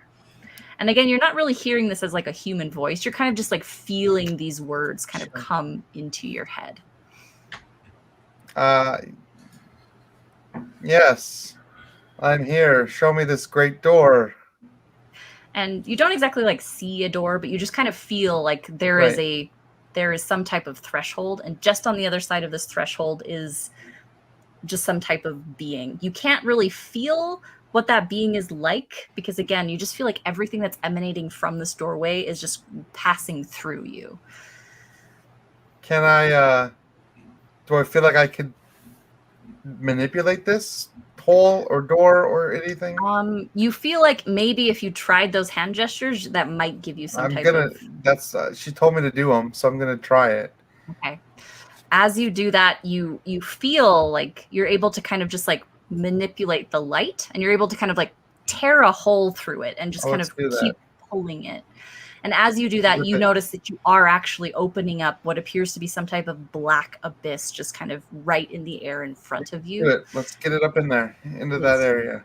You kind of pull it open, and it thrusts open, and you instantly hear the laughter stop, as if it's kind of being sucked or funneled down into the hole and disappearing. Okay, well, I'm going to keep doing it then. Okay. Yeah, get in there, in the bag. Eventually, you hear kind of like, instead of laughter, you hear like this screaming of very anguished, angry kind of energy. Again, it's kind of passing through you, but you're kind of just like catching glimpses of it as it passes you on its way down into this black hole. And then suddenly, almost as if it never existed, it stops. And then the red light kind of fades and disappears. And I'm up in the air. Mm-hmm. That doesn't seem like a good place to be right now. Not exactly. You got this. You can do it. I don't know magic, so... You don't, but you have seen Delilah do a lot of weird things. I'm going to do my best. I don't want to plummet to my death, but I also don't fly, so... Panic. Maybe panic. Maybe more just like, I don't know. Is there anything Go I with the glean? flow. I gleaned from the book that I can yell to him, or So you don't really see Bailey. Like he kind of like Yeah. walked into this column of light and for disappeared. sure. Yeah, 'cause he by went this up. point, though, you do notice that like the red light is starting to fade. The tentacle, Okay. like the red tentacle things, are disappearing. Barden has successfully killed the sheriff, but his body is kind of like starting to slump down. I guess, yeah, to Jameson's I'm just way. gonna is do he- something. I'm gonna go with the flow and feel like I can.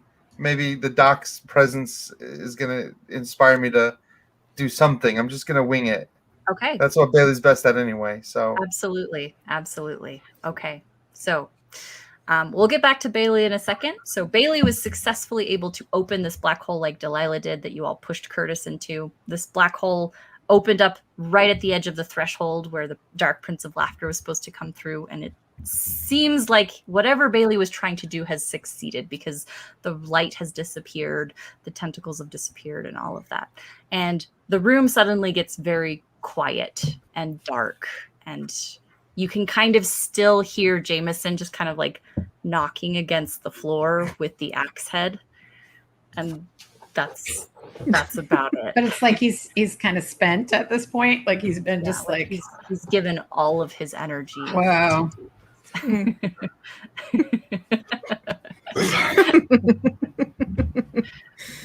Okay. Man.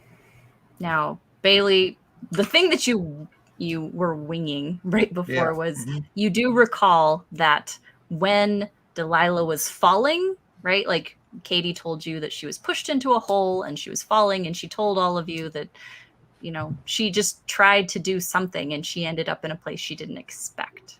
So the thing that you kind of see as you kind of come to after you tried this thing and you weren't sure is that you notice that you are in a very, very cold place.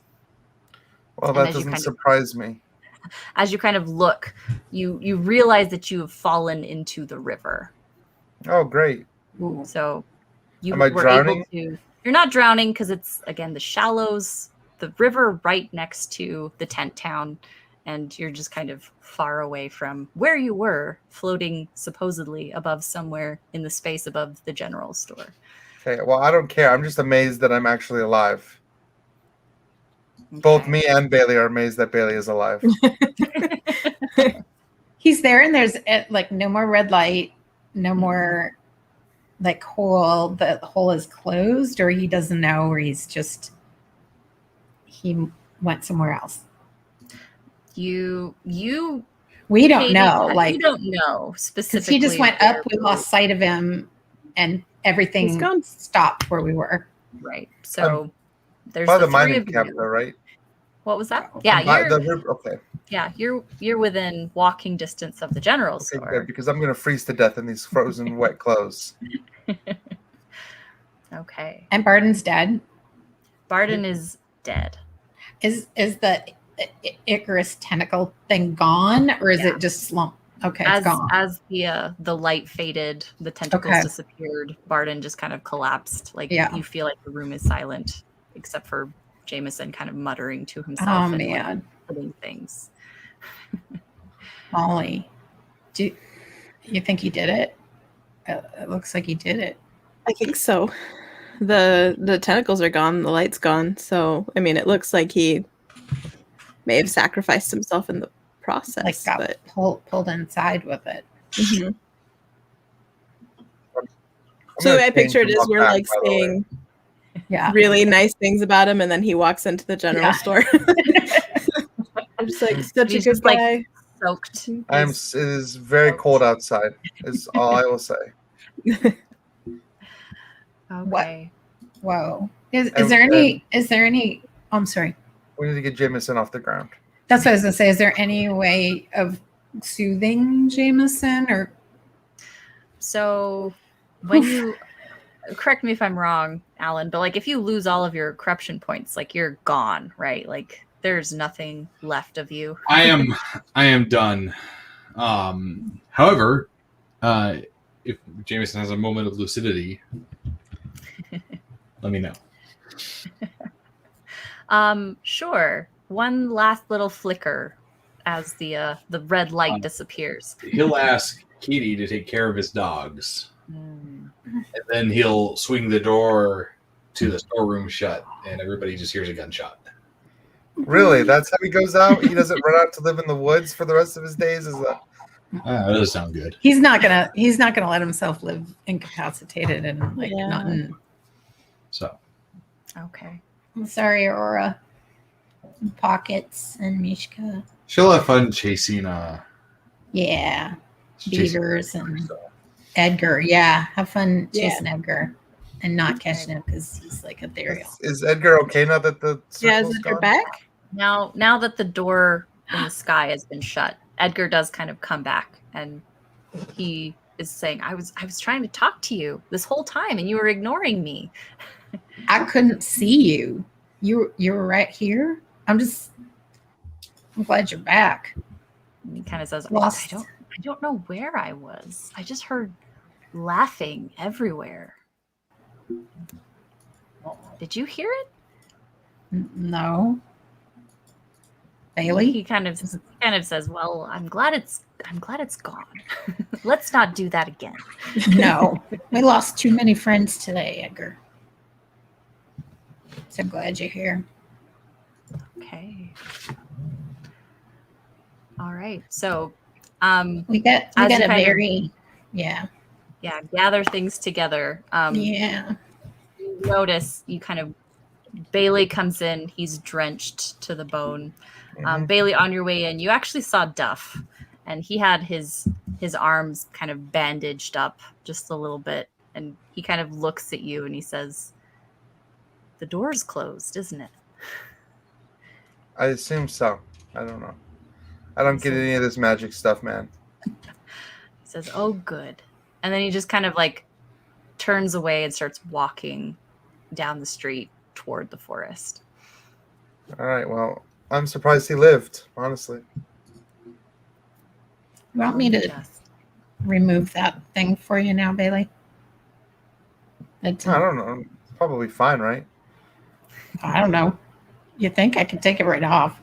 I mean, we put it on. Didn't seem that hard to take off. I could do it Yeah, right now. but like, I don't know. Maybe I want to keep it just in case. I don't know. You never know. I don't I'm trust super anything right attached to it in the last Mhm. 10 minutes. It's like I carry a little piece of the dock with me everywhere I go. Yeah. Well, and it didn't. I'm trying to remember who else had it, but besides Curtis. So Curtis had it. Obviously, Delilah had it. Her Yeah. father had it. She said, Yeah. and that was it so far. That's good. Okay, cool. That's what I was going to say. So it didn't seem like it was. I would like to bury our friends, though. Mhm. Take care of them.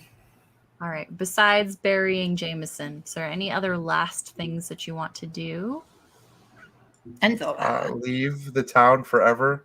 yeah, that might be. Okay. Right. I'll As you probably kind of stay. emerge out of, the convenience store, you go down to where the graveyard is. You kind of put Jameson in the ground. The Mhm. sun comes up over the edge of the mountains, and the whole valley is completely still. There's nobody left in the town. There is nobody left in the tent town either. You kind of walk to the edge of the whole area where there was that ring of bodies, and all of the bodies have like kind of decomposed, like all of the pieces, and you are able to kind of pass through that as if there were no barrier because the Nice. spell has ended. And you can kind of see on your way out the kind of spread eagle forms of some of the cultists, and they just look like they just froze to death out here on the edge of town. Sounds about right. Poor guys. That was, kind of all a lose-lose for them. Was it? Is Connie Caroline one of them? Like, do we see her anywhere? Because I would want to bury her because she was always really nice to me. You do find Connie Caroline out there. Yep. Then I'll take her along to bury too, but everyone else can stay where they were. That's fine. Okay. Yeah. Yeah. But it's literally, it's like a ghost town. It's just dead bodies and nobody's. And nobody would want to stick around there anyway now because it's not going to be a boom town because that was fake gold to get a bunch of sacrificial chattel there. I think wherever we buried Jameson, we need to take his sled and just put it up and just stick it in there. For a headstone? That'd be Their perfect. headstone. So it Yeah. just always like sits there. It's going to be a good scenic spot. Right. And we can put rocks on it because we don't want anybody disturbing it. Right. Yeah, find a good spot. Yeah. A good spot. I know where Jameson would want to be buried. Wherever there's liquor. All right. Yes, that's Oh, that's incredible. Yes. Oh. Mhm. That was a good I one. think we'd have to bury the dock too, but we would probably have to try when we go to another town or something like that to send her data Okay. telegram. Yeah. I mean, you do know that he lives in Chicago and that he is a geologist, so he's probably pretty easy to track down if you wanted to do that. Yeah. Probably Excellent. should. Though I'm sure he realizes by now when Curtis never came back with her. Mhm. Yeah. Poor guy. Okay. Well, we're gonna go ahead and end there. 'Cause Aw. we're kind of went a Yeah. little bit over time. That's with okay. the Okay, well, it climax. happens with the last episode. Yeah. Okay. That It was always good. happens. Well, We're gonna essentially, run it ends with everyone leaving Port Blanche Yeah. and never looking back. Oh, heck yeah. Except for Yep. Jameson, who we had to leave there. Yeah. Bye, Jameson.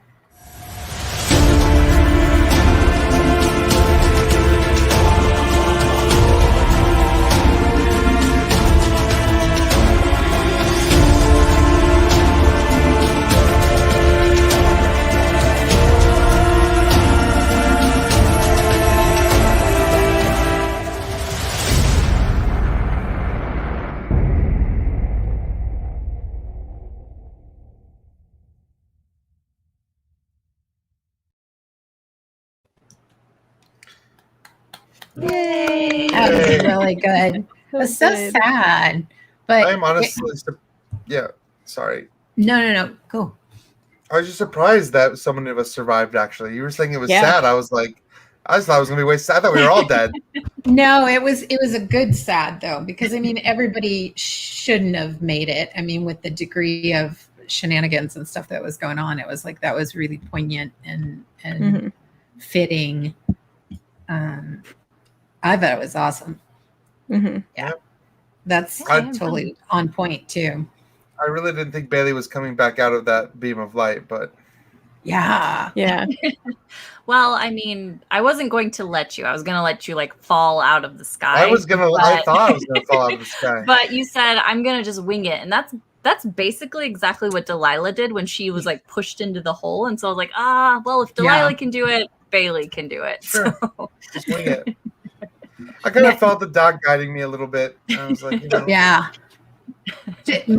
Magical portals and stuff in your hands, literally, is going to be interesting in your epilogue. Like whatever happens to Bailey, like now that you have literal sleight of hands, that's Yes. crazy cosmic portal-y. it's true.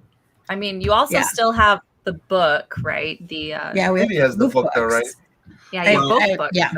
So if you really wanted to be a master of the doorways, right? And we have Jameson's dogs. Maybe at some point we'll do a season 2. That's right. Oh. Well, considering we actually had three of the 4 characters survive, Yeah. and what we've discovered Yeah. is that we're going to come back someday and find out that Jameson faked his own death and he's been living as like. Oh yeah, no, he's dead.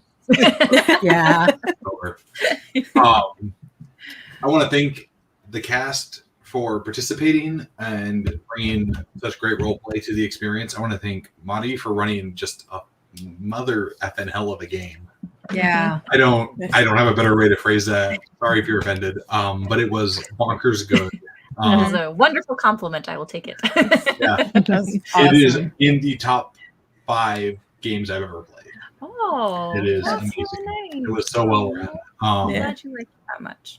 No, it was awesome. Yeah, it was good. I've been a hard time It was not getting emotional about it. I know, right? It was a lot No, of fun. I hear you. That's why I'm like, there's something about like that was such a satisfying ending, but it's very, it was just really satisfying on We a hit lot all of my levels. goals. Yeah, Um, exactly.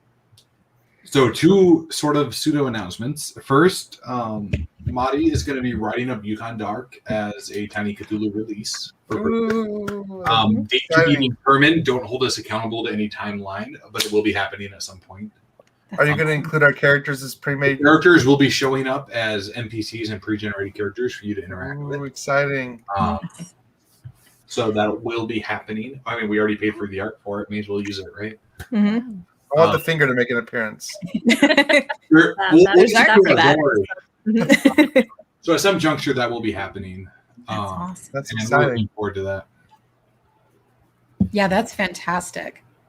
It should be written up so as And then, we're going to take a 4-week break, but in 4 weeks, we're going to be running a different game. Ooh. And I will be GMing a Tiny Supers game called Gallant vs. Origins. At this juncture, we'll have the same cast back, maybe an additional person. And we're going to be playing Tiny Supers for 12 weeks. Yeah, we are. We're My going to take a favorite break. genre. We're going to take a break. If you are a Patreon of Gallant Night Games on our Patreon, patreon.com/Gallant Night Games, you will find that you will have access to the session 0, which I will record and stream for Patreons, but nobody else will have access to it. So if you want to get access to that, make sure you're a Patreon when we do that. We realize a 4-week break is a little weird in the streaming game, but we're all real people with real lives and real jobs. So a 4-week break lets us catch up. This sort of game is time intensive and investment intensive to run and participate in. It takes a lot of effort to stream. So we want to make sure we're taking care of our cast and our team and our crew and giving them time to recuperate during downtime. So we will see you all in 4 weeks for Gallant vs. Origins, the first in our Gallant vs. Cinematic campaign series. And until then, folks, good night, and we'll see you down the road. Bye. Bye. Bye.